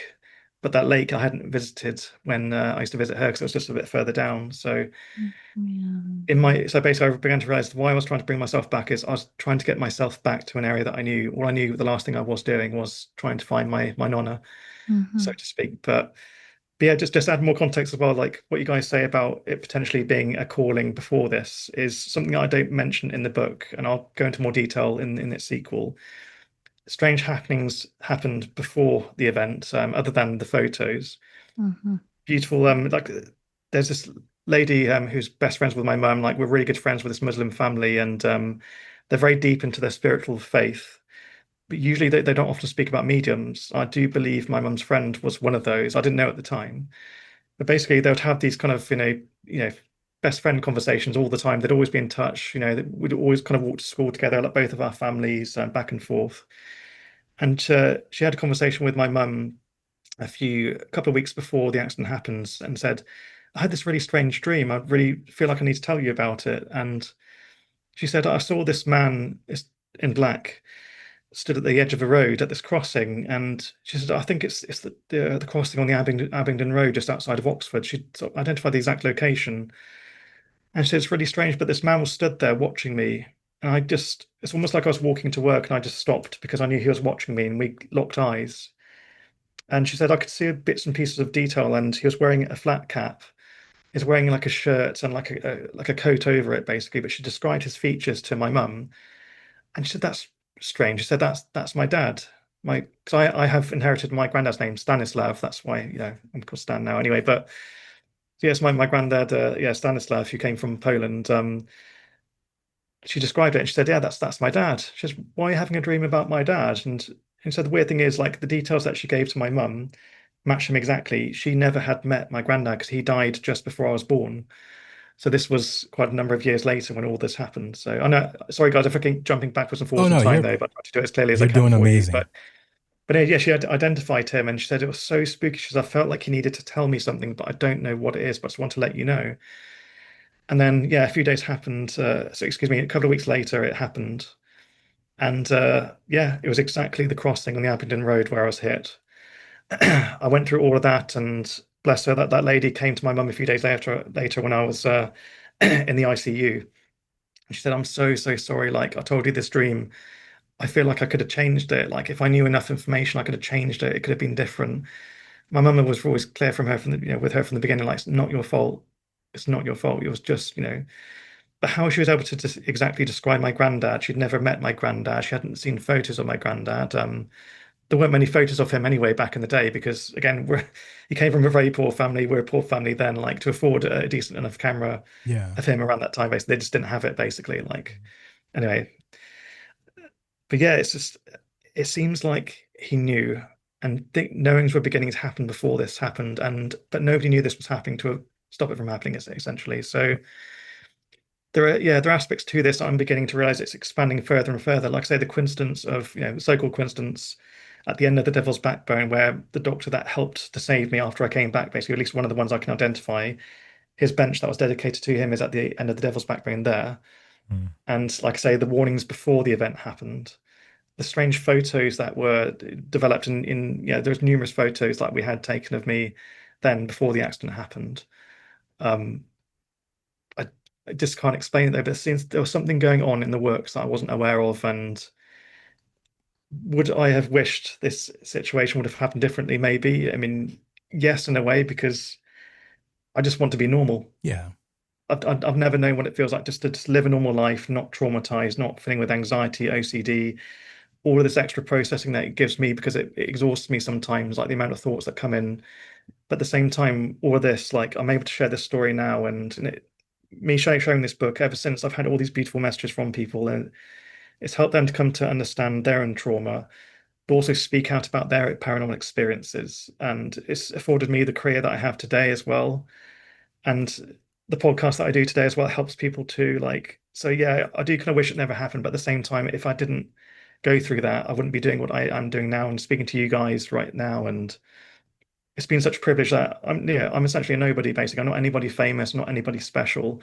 Yet this book happens. It's kind of opened up opportunities, really. So, but yet you are, unfortunately, yes, I am. Yes, it's like John the Baptist, or unfortunately, the stories from the Bible where people go through a lot, and then they have to live with that. But then they're helping so many other people, through that. Through their issues and problems and understanding of what's really going on and they think they're going crazy. Yeah, it does feel like that sometimes, but I'm very much a grounded person. I'm not forceful with people. I don't tell people what to think. All I can do is present them with my findings. But I'm very, very clear on I don't like to tell people what to think. Like the parameters have been formed around you, depending on your culture, the country you're born into, the religions you're in. It's up to you to be brave enough to bound over those fences of the parameters that are given to you to then truly explore the universe and what beautiful things are out there. So the things that we're told to fear, like I don't like the word paranormal, even though it's written on my book numerous times. I don't like the word paranormal. Yeah. It's parallel to a defined normal, but who on earth decided what is normal? Exactly. I mean, it's just That's it's so stupid. understandable. But the word paranormal also has. He was talking about being normal And it was Oh, like, totally, yeah, totally. But this is what you guys do. You normalize the conversations about the paranormal, but people are so afraid to talk about it because of stigma, because of all the movies that you watch, and and I'm a really big fan of like The Conjuring and various. I'm a big horror movie buff. I love those, oh but yeah, yeah, I boy, watch those knowing that I've kind of been through worse than that in some instances. Like it will Yeah. never be as scary as it is actually meeting these things. So yes, I feel like even though I've experienced a lot of pain and doubt, and there's times in my life, quite frankly, where it's affected me so badly that I didn't want to be here. Basically, like I wanted to return back to where I went to. Yeah. That's to say, but because I kind of saw it through and began to realize actually what this story means, it's at least added some meaning to the suffering. And suffering's only worth suffering if it brings something out of it. Basically, if you evolve, you don't go into your cocoon to not become the butterfly, so to speak. That's kind of the way I like to see it now. And maybe I'm applying my own meaning to survive ultimately, but so yeah, but also speaking, but yeah, sorry if I'm speaking too much anyway. Oh no, Feel no, free to you're interrupt you're me you're anyway, fine. but Trust me. Yes, people are gonna be like, "Why didn't you ask this? Why didn't you ask that? Why didn't you ask this?" So, but that's understandable. But no, I love hearing your story and everything else. And we've had a lot of people on with NDEs, and the only reason why they don't go back is because they don't want to do anything to end their life, but they want to go back. They miss that experience. But they also know eventually they're going to get to the destination. Or to recreate the experience. I mean, or if they could do it like in a controlled way, even just like create like how you mentioned meeting that entity, the what you call it, the infinite entity. And I some don't people have a name for it. It's just some horrible dude. I think for now, I don't really have a Well, name. yeah, you might not want to meet not him. that one. No, not the one yeah. at the bed, but the one you met. That told the phrase you had mentioned. Oh, I nicknamed it the man at the edge of time because I felt like it's an Yeah, there appropriate we go. description, Yeah. but I can't really give a name to it just yet because I don't think, again, naming is a human thing. Yeah. We put parameters and measures on things. It's like there's an expression, putting a blanket around the unknown to give it shape. Yeah. We put shapes around things to make it seem less scary because we're afraid of not comprehending or knowing these things. And you did say Yeah, it didn't so I have don't much think of it a even has a shape. name. It doesn't understand what names are, to be honest with you. Sorry. I was wondering. You said that because the entity it didn't have much of a shape to it. No, The one that it's you said it like you said like the end The of morgue time. area. yeah, it's because like if you can imagine what a paradox is like, and I know it's quite hard to do, like it had no shape because again, shapes and understandings in this world are formed on the limitations given to us. So we have time here, we have mass, we have the various different things we use to operate within this realm. Where it operates, there are no boundaries. It's like everything is everything. Everything manifests instantly. So it has no shape, it has no form, it has no name, it has no measure, if that makes sense. Because these shapes and names and measures, for example, are human things. Yeah, We're just trying to, our little brains try to get our heads that around is these so funny things. because a lot of people don't realize everything that we visually see is created from a circle, a square, and a triangle, and it makes all these things. And that's what our perception of our reality is. And then for those who go outside of that, boy, it's interesting. Yeah, I mean, especially if you're allowed to. I mean, that's kind of if you might go too far. Well, some people be worried about going too far out of it. Yeah. But I mean, even coming across an entity like that, where I mean, you hear stories of different ways people will, like you mentioned, giving titles and names to things. But I believe I've heard people say there are entities over there, like they call them guardians, and they kind of sit in that realm to kind of, I guess, keep people from going too far too soon and different things like that. At least along those lines of it, where That's a you're good not supposed to be description. there yet, so they kind of have you go back and different. Yeah, so it's kind of like along the lines of those, and even I mean, even just like meeting. Well, I don't know if you meet multiple of those, but yeah, they. If there was a way to label some of them, I actually kind of like the thought that something like that could exist on that edge of reality or paranormal or whatever people would want to call it.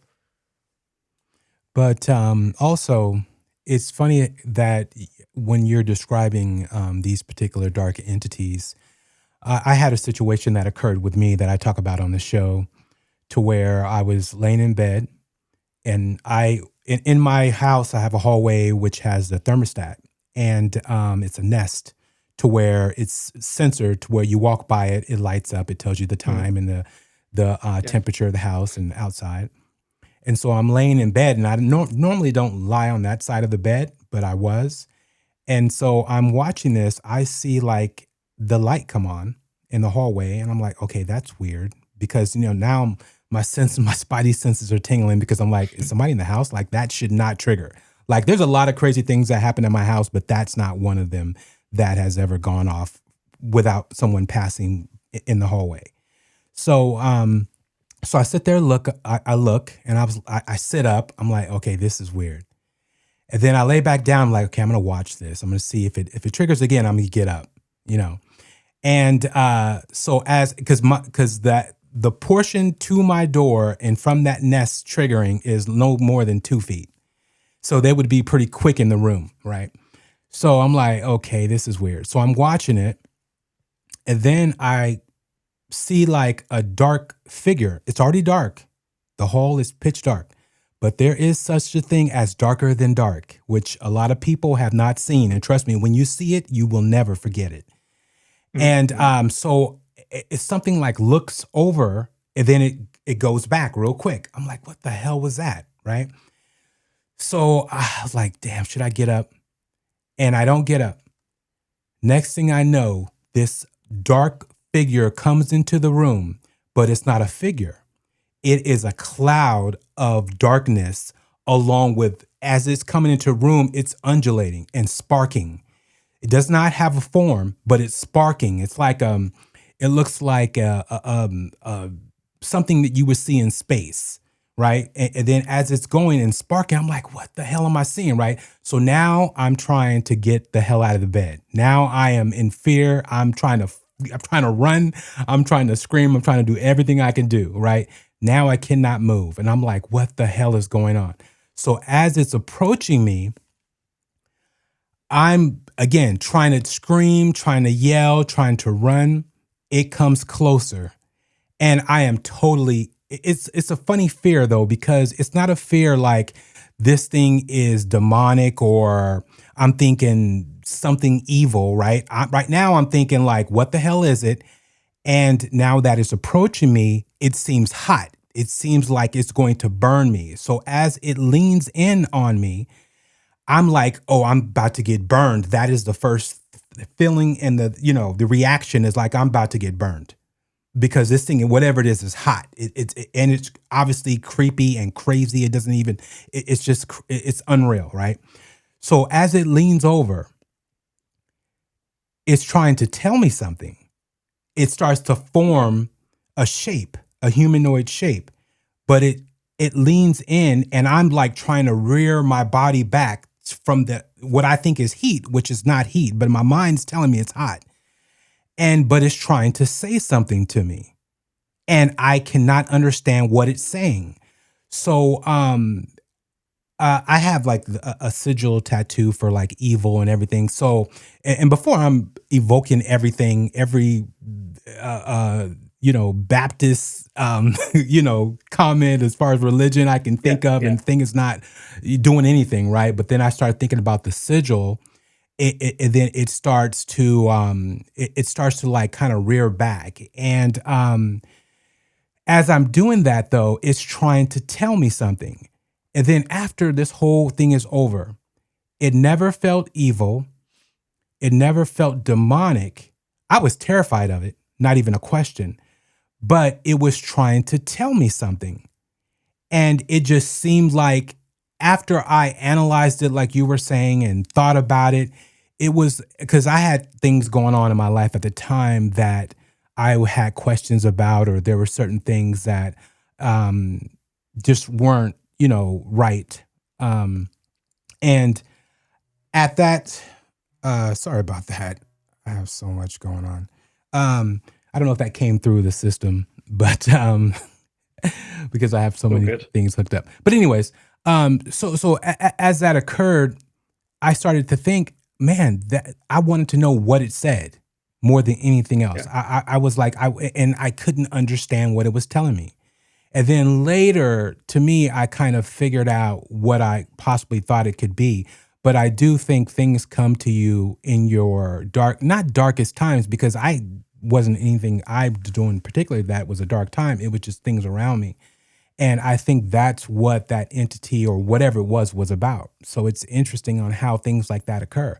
But no one could tell me that that didn't happen. And I've never had sleep paralysis, and I wasn't asleep at the time. But, people say, well, no, you might have fell asleep during that particular brief moment and this occurred. But yeah, it was unreal. Yeah, especially dealing with sleep paralysis. incredible. That's such a different situation. I don't know. I've always felt sleep paralysis, and other experiences were different, because times when I've seen things and everything, I wasn't really paralyzed and couldn't move. So, I mean, yeah, I don't know about that as much, but yeah, at least with the thing I had like seen, I was able to move. So Yeah. yeah, I wasn't paralyzed at all. It actually was one where you mentioned that the Blue Island, I think you would called it. Yes. And that, yeah, Yes. that was one that I wouldn't mind trying to learn more about that, even, 'cause I don't think I've ever heard that term before. Yeah, The I actually Blue got it Island. from a book that I read a little while ago, literally called The Blue Island by William T. Stead, I think it is. This is a book. It's actually recommended to me from one of my good friends, actually, and my mind was blown away. Normally, it's very hard for me to read because I find it very hard to focus on one thing at a time. Mm. But this thing sucked me in from start to finish. And essentially, the premise is a man that was aboard the Titanic. Of course, we all know how that went. During his crossing over, essentially, he found himself on this place where he would describe it as an island that was infinitely blue. Like the blue was at such a level of intensity, like everything looked almost completely blue. And he knew immediately when he arrived there, it's my job to help. So he helped spirits cross over during the sinking of the Titanic. He was immediately given a task. He knew he exactly had a task to complete. No job interview, no nothing, no salary expectations. Like he just knew that was my job. He knew straight away, which was interesting. Mm. What makes this even more interesting is the fact that this book is written supposedly from the other side.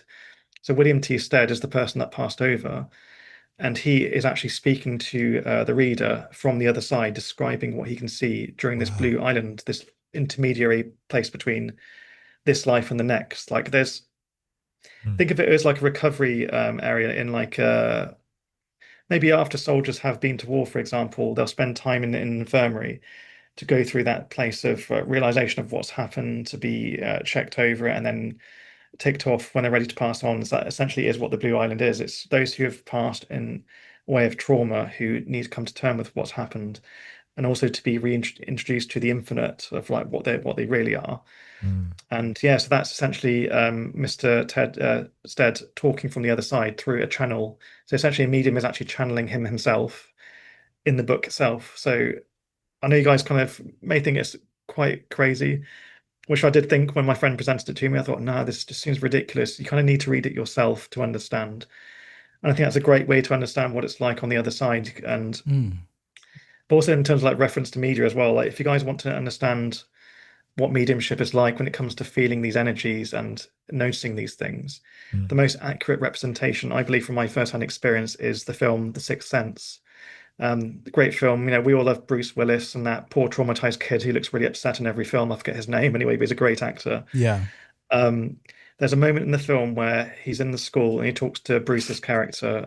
He says, basically, he's describing to him like what it feels like when they arrive, and they're kind of looking to these hanged people in the hallway that Bruce's character can't see, and he basically says like, the feeling where you feel the hair at the back of your neck standing up, and you feel like the gravity in your stomach being pulled down. That's why I referenced this a few times. That's what it feels like for a lot of mediums. It's like a gravitational shift, like things begin to kind of go awry and feel different. It's like time itself seems to slow sometimes. So sometimes, for example, when you're in kind of very heavy mediumship sessions, you could be in there for what feels like 2 or 3 hours, but in reality, about 20 minutes has passed. Like time just seems to distort in really weird ways, from your perception anyway. But yeah, I do feel like that film, it most accurately represents what it feels like when they're near, basically. So yeah, I kind of wonder, Bobby, like that experience you had, did you have those feelings? Was it just more kind of just visual? Because you felt like it was hot, you described, But I was quite impressed by the fact you didn't run away. Like you seemed No, to. I tried to run away. You tried to run away. You weren't successful. No, you ever? Well, you should know exactly what I mean. Once it was over, if I'm screaming, and you're in a full scream, right? But there's nothing there, and next thing you know, time starts, and then so now you can hear the scream, and everything is going at 100 miles an hour. Yes, that's what happened. Yes. So so there was chaos in that room once I was released, or once I was in a point where I can move, I'll say where it all started again, where everything started, and I was in motion. So going from running full speed and stopped to now I can run again, and that's what it was like. It was like a big crash. So I know exactly what it is. It's like in the UK we call it squeaky bum time. Anyway, it's just like gotta go, gotta quick. Yeah. Bum obviously means something different over here anyway. But I guess, but yeah, it's just like the moment where you're adrenalized. It just suddenly hits you. Like I said, it's like the controls are being passed back to you. Yeah. Think about like video game mode, basically, and kind of in autopilot for that moment. You're observing everything that's happened, even though it's horrible. Then the controller gets passed to you, and then you can do what you need to do, get out of there, and do what. But it's like that time where I'm at the entity that it kind of reached the pinnacle at the time I spent in Sweetman's Road, where I experienced that thing where I said like it was nighttime, even though it was the middle of the day. Mm-hmm. The room itself was distorting, like the energy was there. I was getting pulled down. It was horrifying. I've never seen anything like it in my life in all these years. I ran. I've no shame in saying, "Oh, was that an all?" That's pretty strange. Okay, yes, I want to tell you. But I ran. I ran down the street barefoot. My just feet were real bleeding, quick, Stan. Real quick. I don't want to interrupt you, but there's been a couple of orbs. So, which happens, with people like yourself, especially mediums, especially with the energies that you have. But there's been a couple. So people, when you guys watch the video, and listeners, please go watch this video.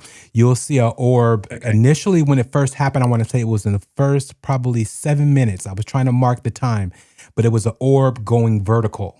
So, yeah, there's some orbs in the backdrop. I could feel there's something basically like, I don't want to freak you guys out, but when I start to talk about this specific story, weird things happen. I'm not saying this just for entertainment purposes, though. I'm just talking factually. For example, I was in a documentary recently, and it's so scary being in a documentary because you got like full-on film cameras. It's like really professional, so you feel like you need to do things properly. Something was messing with the equipment, so like my story is really emotional, and I'm not embarrassed to say I was in tears partway through. Like it hurts to talk about it, particular aspects of it though. But sometimes you need to man up and cry. Yeah. Oh yeah. There's a paradox in itself, I know, but yeah, I was getting really emotional, and things were messing with the camera. Like this guy he actually worked on the Great British Bake Off. Funny enough, he's one of the team. Oh, okay. He started his own documentary called In the Void. If anyone wants to watch it, awesome. I'm the first episode on the series. But yeah, about 70% of the way through the recording, the second camera kept focusing on something behind me, and it was this tracking camera. So it was set to focus just on me, but it kind of found like another face to focus on. It kept kind of switching to, and he kept kind of setting it back. So basically, you'll notice towards the end of the recording, when he flips to the other camera, I'm slightly out of focus, and it's focusing on something in the back. And we're getting kind of flickering and all sorts of bizarre things happening.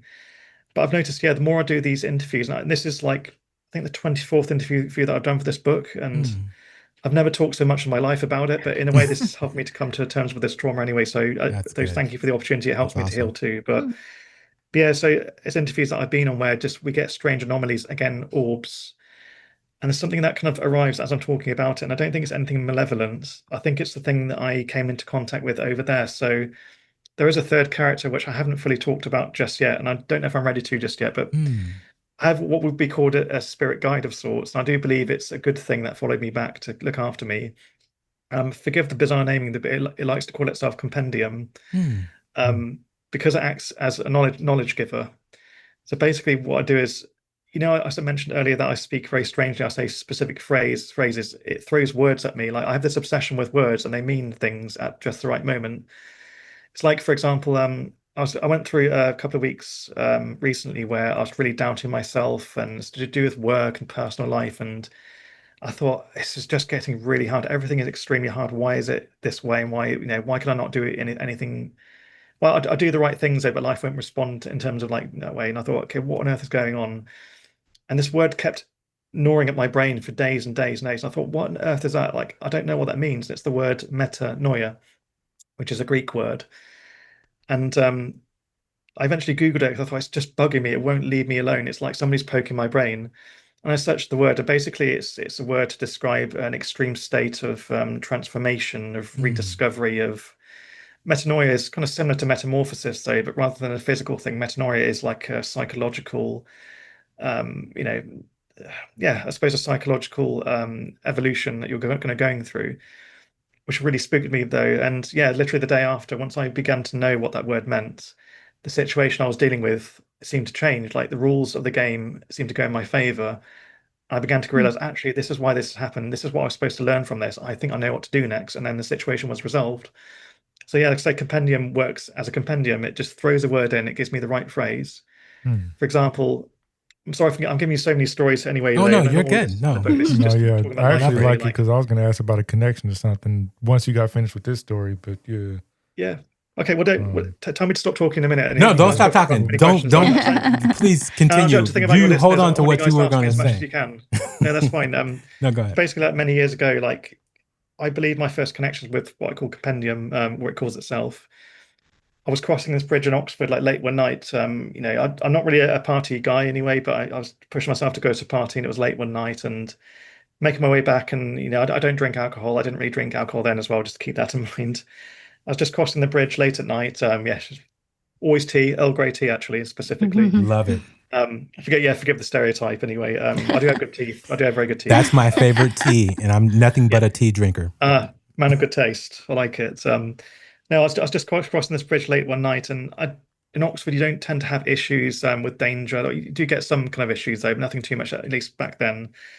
Yeah, I was just beginning to cross this bridge, and I saw this man on the other side, and he smiled, and I smiled at him back. I didn't have any fear.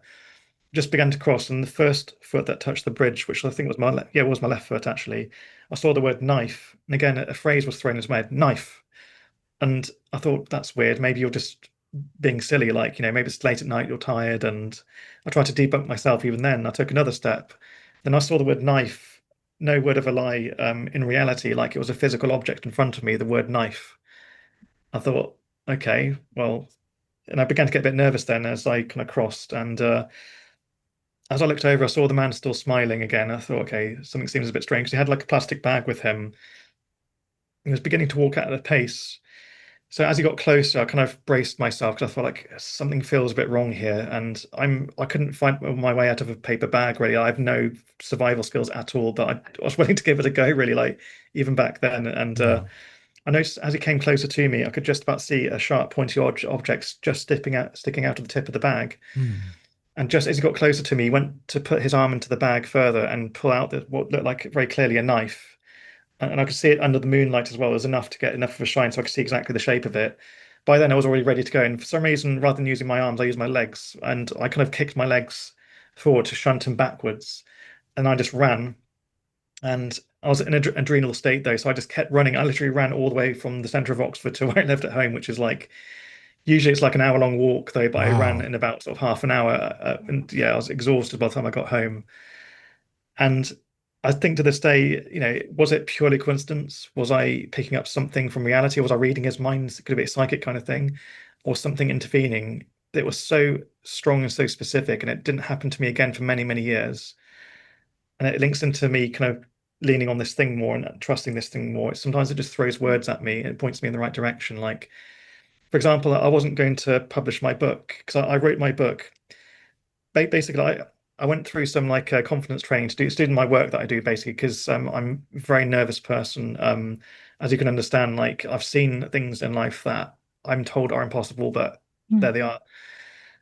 So I was kind of going through that just to relearn how to speak for professional speaking and everything, and came to a point where I just somehow knew how to write a book. And I know it's going to really annoy some authors out there. I'm really sorry. I don't mean to be that way, but this thing, it seems to just give me an ability. Like now you know how to write. I don't have any professional writing. I'm a graphic designer by trade. I couldn't write to save my life. But there we are. I woke up one day and I had this thing in my head. I had to write the book. So I worked on it for a number of days. I wrote it very quickly. just this whole like account of all the things that happened over the years, and then just I kept building on that story until I finished a few days later, and I thought, great, okay, I'm really glad that I said this now. I feel a bit better that I've told this story. I didn't think anybody would care. I genuinely didn't. I thought, again, I'm not anybody famous. I'm a guy who comes from a poor family from Oxford. I know Oxford has the intonations that we're all posh and rich and all that. There are a lot of people who aren't, who come from very limited means. So that when you come from Oxford, when you come from a certain background, people tend to turn their nose up at people from a certain background because of the, I hate to say, centuries old tradition. Like, they don't like people being of a certain background, let's just say. Yeah. So yeah, I'm glad I read the book. And then a friend of mine read it because I'm really close to her with my story. And I said, look, I just wanted you to just see what you think about it. Basically, like, it was really meant to be so she could help me to understand the story, not to publish it or anything.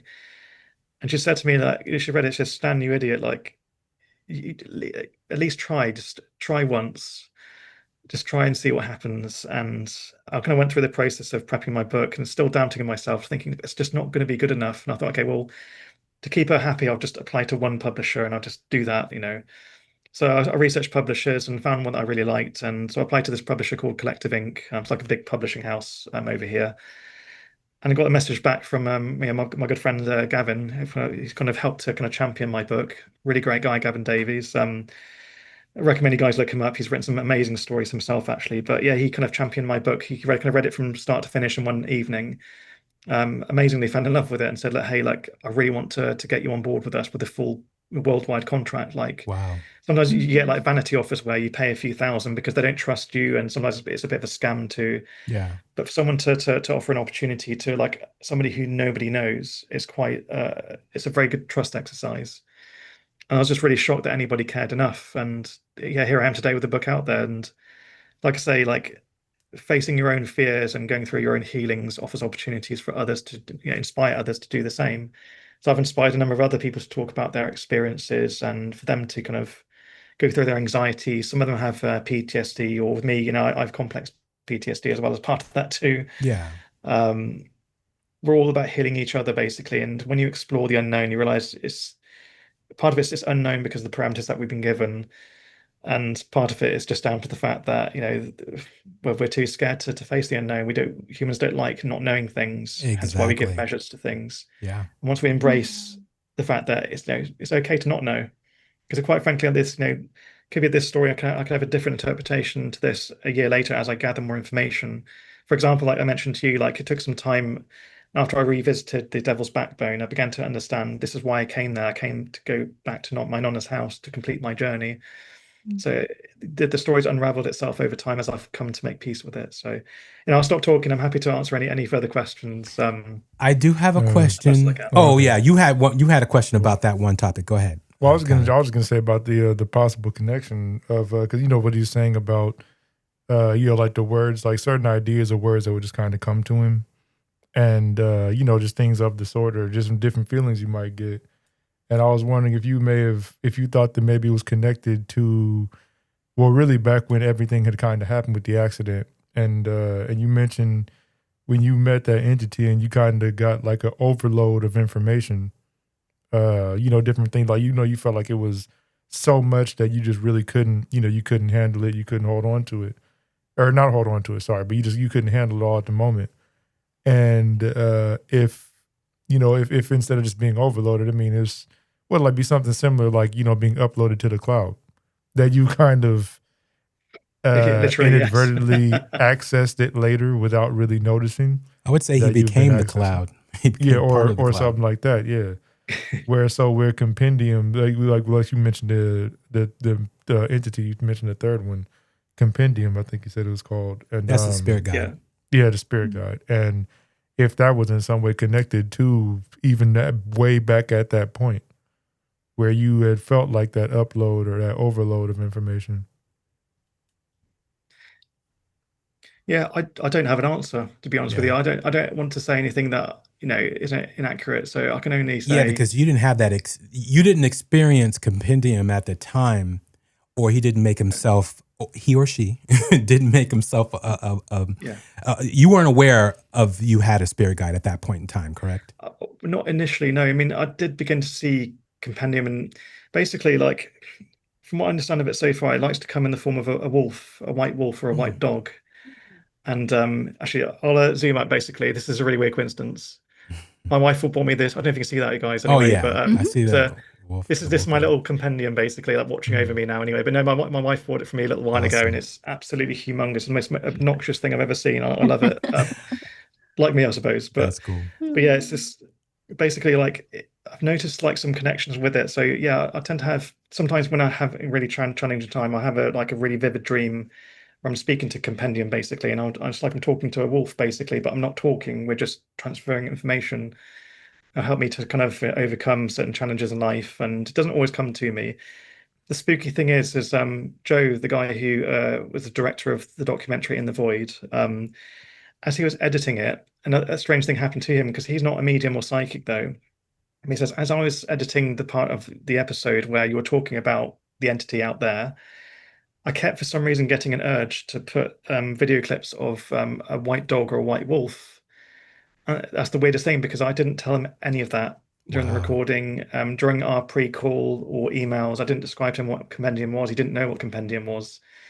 That's why I told him after. I said, "This is really freaking me out," because I saw like a preview of the episode, and I said, "This is really weird." Like you zoom into like the eye of this white dog, and then you show a wolf later down. Like I just want to let you know, like this is something that's going to come as a consequence of this thing. And then, like he said, he didn't talk to me for about 2 hours. I think I really freaked him out though, and eventually kind of talked to me and said, "Look," so that's really spooky. He says, "I'll be honest with you, there's been a few weird things during the editing, like I said, he's worked on like a lot of episodes of the Great British Bake Off anyway, so he's had to deal with like very high level editing, all that kind of stuff." Yeah.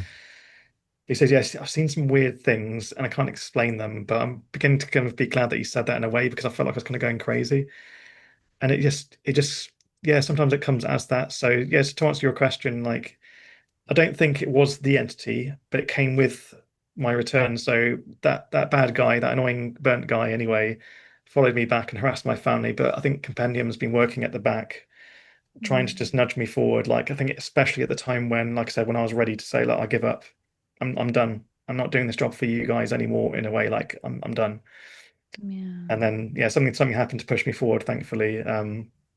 Yeah, since then it's like even like the most darkest days, my life isn't perfect now anyway, but I'm very lucky to have the life that I have now. But it's just there sometimes, it's just a bit of a nudge. Doing a similar job to what the Sky Doctors did many years ago. So yeah, I would love to speak more about Compendium in my next book, because like what I've actually given in this book is the book actually isn't a massive book. It could have been much bigger though, but it's so dense, full of experiences, though it's quite exhausting if I were to make it 300 pages. Yeah. But I've actually split it into two books. So the first part is like an introduction to the unknown, like here's a possibility, and it's for believers and non-believers. And I present to you what I've seen, the context around it.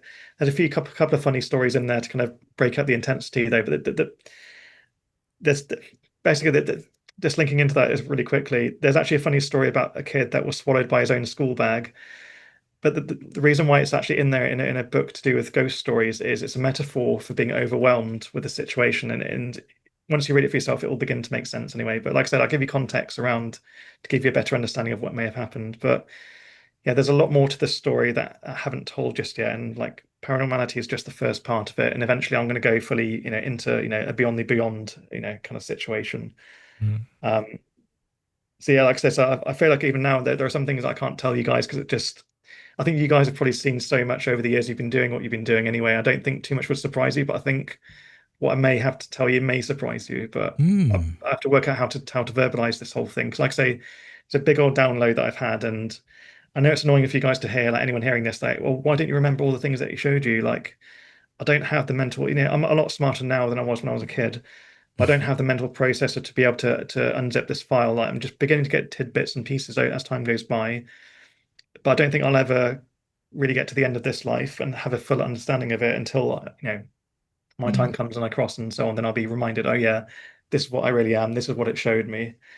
But I don't have the processor really within this body to be able to comprehend the infinite. No, I wouldn't say it's annoying. I'd probably say it's more it's closer to just interesting. Like I wouldn't, annoying wouldn't be the word. I like, you not being able to tell everything at the time. I wouldn't be annoyed by it. I'd just be more interested, kind of like how you said, like how you are just not able to at the moment. Yeah. One thing that's incredible is most mediums are saying exactly what you say, Stan. When they first start to go down the realm of understanding their mediumship and their abilities, they figure out that there is a entity that is with them that ends up guiding them through the whole process. Because from what I'm hearing and what a lot of people say, is that that guide is very important. So one, you don't get lost in yourself. Two, when you're dealing with other entities, and especially if you start helping others with this, it's a guide that you truly need so you don't basically either get possessed, get taken over, start losing your mind, all these particular things that occur when you are starting to basically fight between realities, because that's exactly what's occurring. You start to not believe reality from, you know, whether or not you're going into a trance, whether or not you're meditating, you start to lose that. Yeah. Yeah. Plus, just the way that things just kind of, plus the way things just kind of be happening to push you towards certain things also. Like I'm not sure if even with the book and different things, as that was going along, if that had even been the first time, or I think you mentioned like you were thinking about, you wanted to write those pages down and, or at least get it out. Like even as a kid when you were drawing and how that would help get certain things as far as the feeling and So everything out. much. And then even up to now writing this book where I'd actually have to start to wonder if, well, yeah, had there kind of been something that had been there nudging you kind of the entire time, even leading up to this, to having the book going on and just different things that are leading you to places, and you're getting to the point of, I guess, being able to actively listen more. Even if it's just pattern recognition, just seeing something enough times where you're like, okay, I have to do this at this point. Like it keeps on popping up, so I have to jump into it. Yeah. Yeah. Yeah. Stan, did you feel like writing this book was therapeutic for you? Like it kind of, Yeah. you know, It's like I've described it as gosh, I can just be myself here. It's kind of like spiritual constipation. It'd be the best way to describe it. Basically, once I let it out, yeah. I felt like I'm not describing my book as a turd, not intentionally though, but it kind of needed to come out. But it's almost like, can you imagine like a number of years compacted information and knowings and feelings, Yeah. and you can't tell those feelings to anybody because your priests don't understand, your family doesn't understand, your Yeah. friends don't understand, your teachers don't understand. Who on earth do you go to? There's no NHS service available here for people to talk about possessions and hauntings and poltergeists and various different things. Like there's nothing anybody could even begin to touch upon. So you just keep it inside and you keep it inside, you keep it inside just to try and be normal for just a moment, at least put a mask on to make it appear normal. But every now and again, the mask will slip here and there. So letting it out in this book is catharsis. It's like, you guys, like, this is what I've done, this is my output basically. It's for you guys to deal with now. It's like not my problem anymore. Like Yeah. all these wonderful minds all across the world, like they can look at it and see, okay, this is a psychological event. You can explain this with current understanding of science, physics specifically.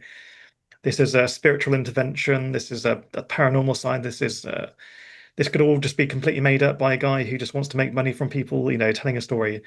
Some people will say that as well, but always think back to the fact that this is a traumatized kid. Yeah. A kid wouldn't come back from the other side to do that, because the whole point of me going with this publisher is, as I mentioned, I don't think anybody would take it seriously, quite frankly, and I'm amazed that they did. Me going with a publisher, like, it means my story gets to go further. Yeah. And also kind of continuing with this is, there's a reason why I use my full name on the book, Kieran Stanislaw Mace. I know it's quite hard to remember though, and at least it makes me more unique, is I take on my granddad's middle name from Poland.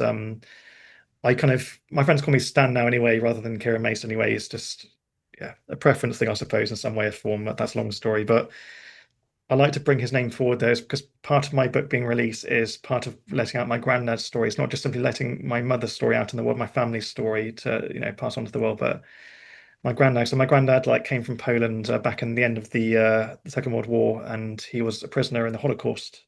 And I want to write a book on his story one day as well, if I'm kind of good enough to do that, basically. So I feel like, in a way, like, me writing the story is not just the trauma of me; it's the kind of what my granddad went through is too. I want to see that, I hate to say, from the concentration camps of Treblinka, his story has passed through Mm. time into the modern day, and now is outputting a positive. So in a way, I'm kind of doing it for my granddad too, because he was there starting this, through this vision of my friend, starting this journey, and it's kind of sent me on this path. So I know there's a lot of complex things kind of all kind of circling this planet, so to speak. But yeah, that's my story really. So like I say, it's not just a book, a random author just releasing a book to entertain people. It's meant to bring meaning and healing and love and kindness, and it's also for people who are skeptics about these kind of things, like, give it a read. And I want it to teach you to be a more understanding. You don't have to believe in these things. That's okay. You can debunk these things. That's all right. Be open enough to learn from people's story. And also, if you're a believer yourself and you speak to skeptics, be respectful of skeptics and listen to them too. Let's open the conversation and stop supporting these barriers within the paranormal itself. So like I said, it's more of like an invitation too as well. So it's like, yeah, like I say, it's honoring the memory of my family, the trauma of that me and my mum suffered through this experience, but also to give hope, really, hope and education, as people maybe could start their own journey into the paranormal and be open to the strange and the unknown. Overcome the strange darkness, as your Yes. radio show. You are not going titled. crazy, because And that's it. Yeah, exactly. That's the thing. Yeah, I mean, I'm a bit silly sometimes. I say silly things as I'm learning, but at the end of the day, I know at this point now I'm not crazy. I've seen these things. But coming from a base of knowledge, like I say, I grew up in Oxford, so I grew up, knowing Oxford University, and it's a place of academia and knowledge. Like Lord of the Rings and The Hobbit was written here by Tolkien. Alice in Wonderland was written here by Lewis Carroll. So many different interesting stories have come from here that are works of fiction. So many different books are written here that are works of knowledge and knowing within our current parameters.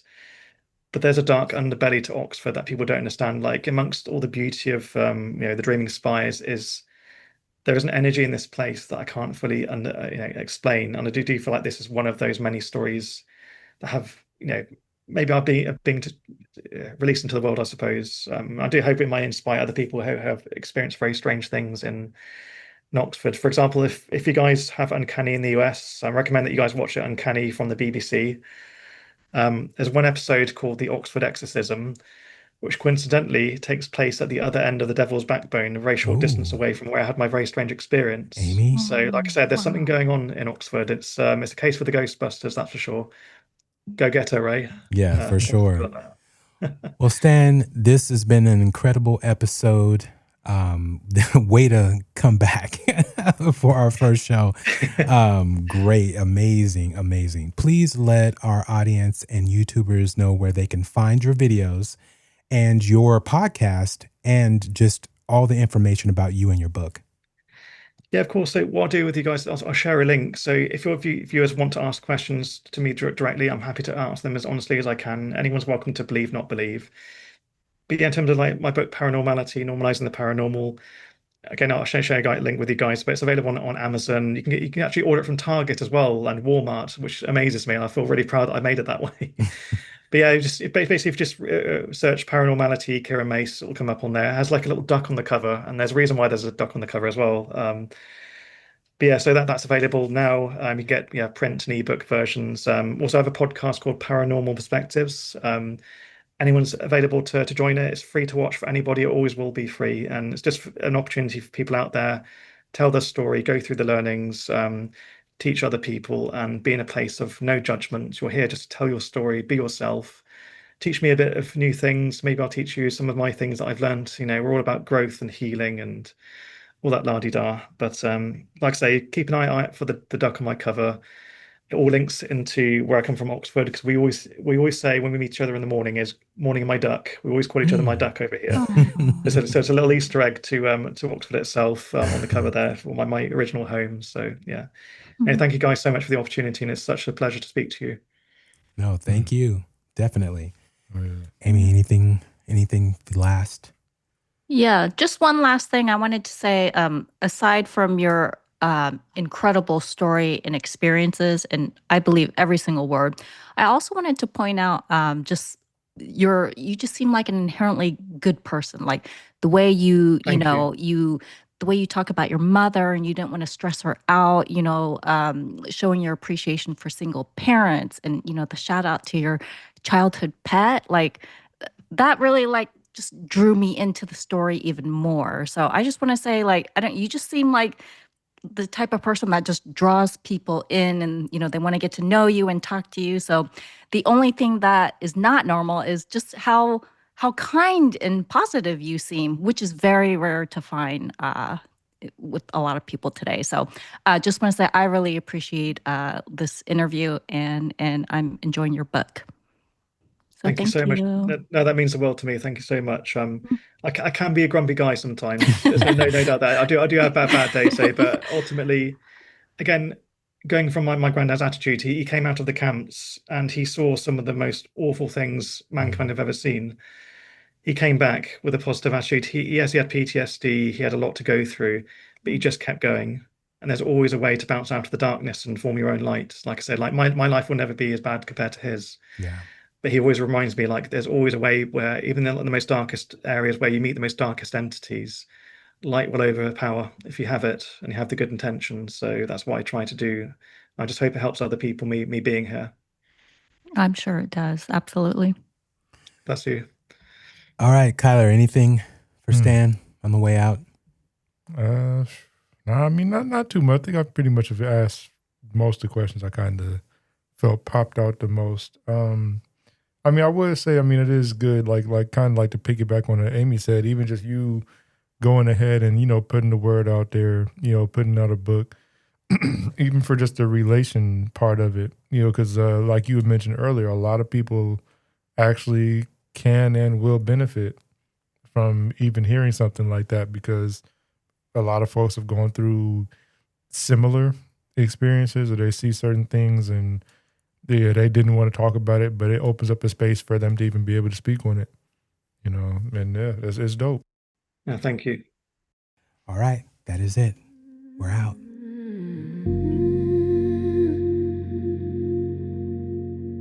When the world grows quiet and the questions grow louder,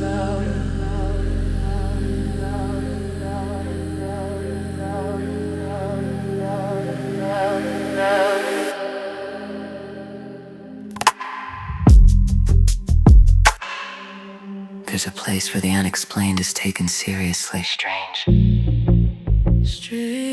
Strange Darkness Radio.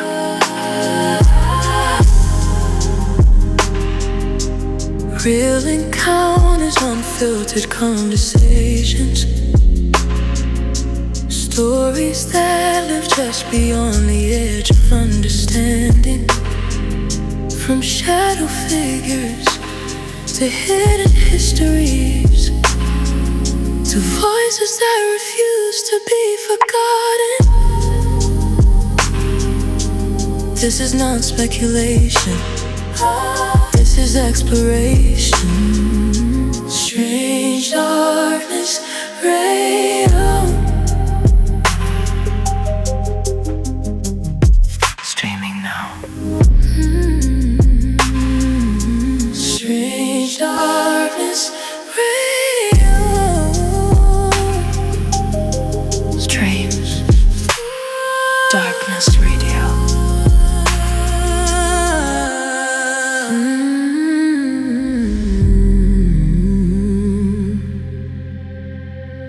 When the world grows quiet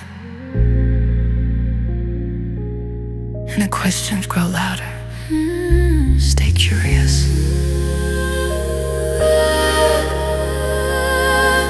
Stay curious.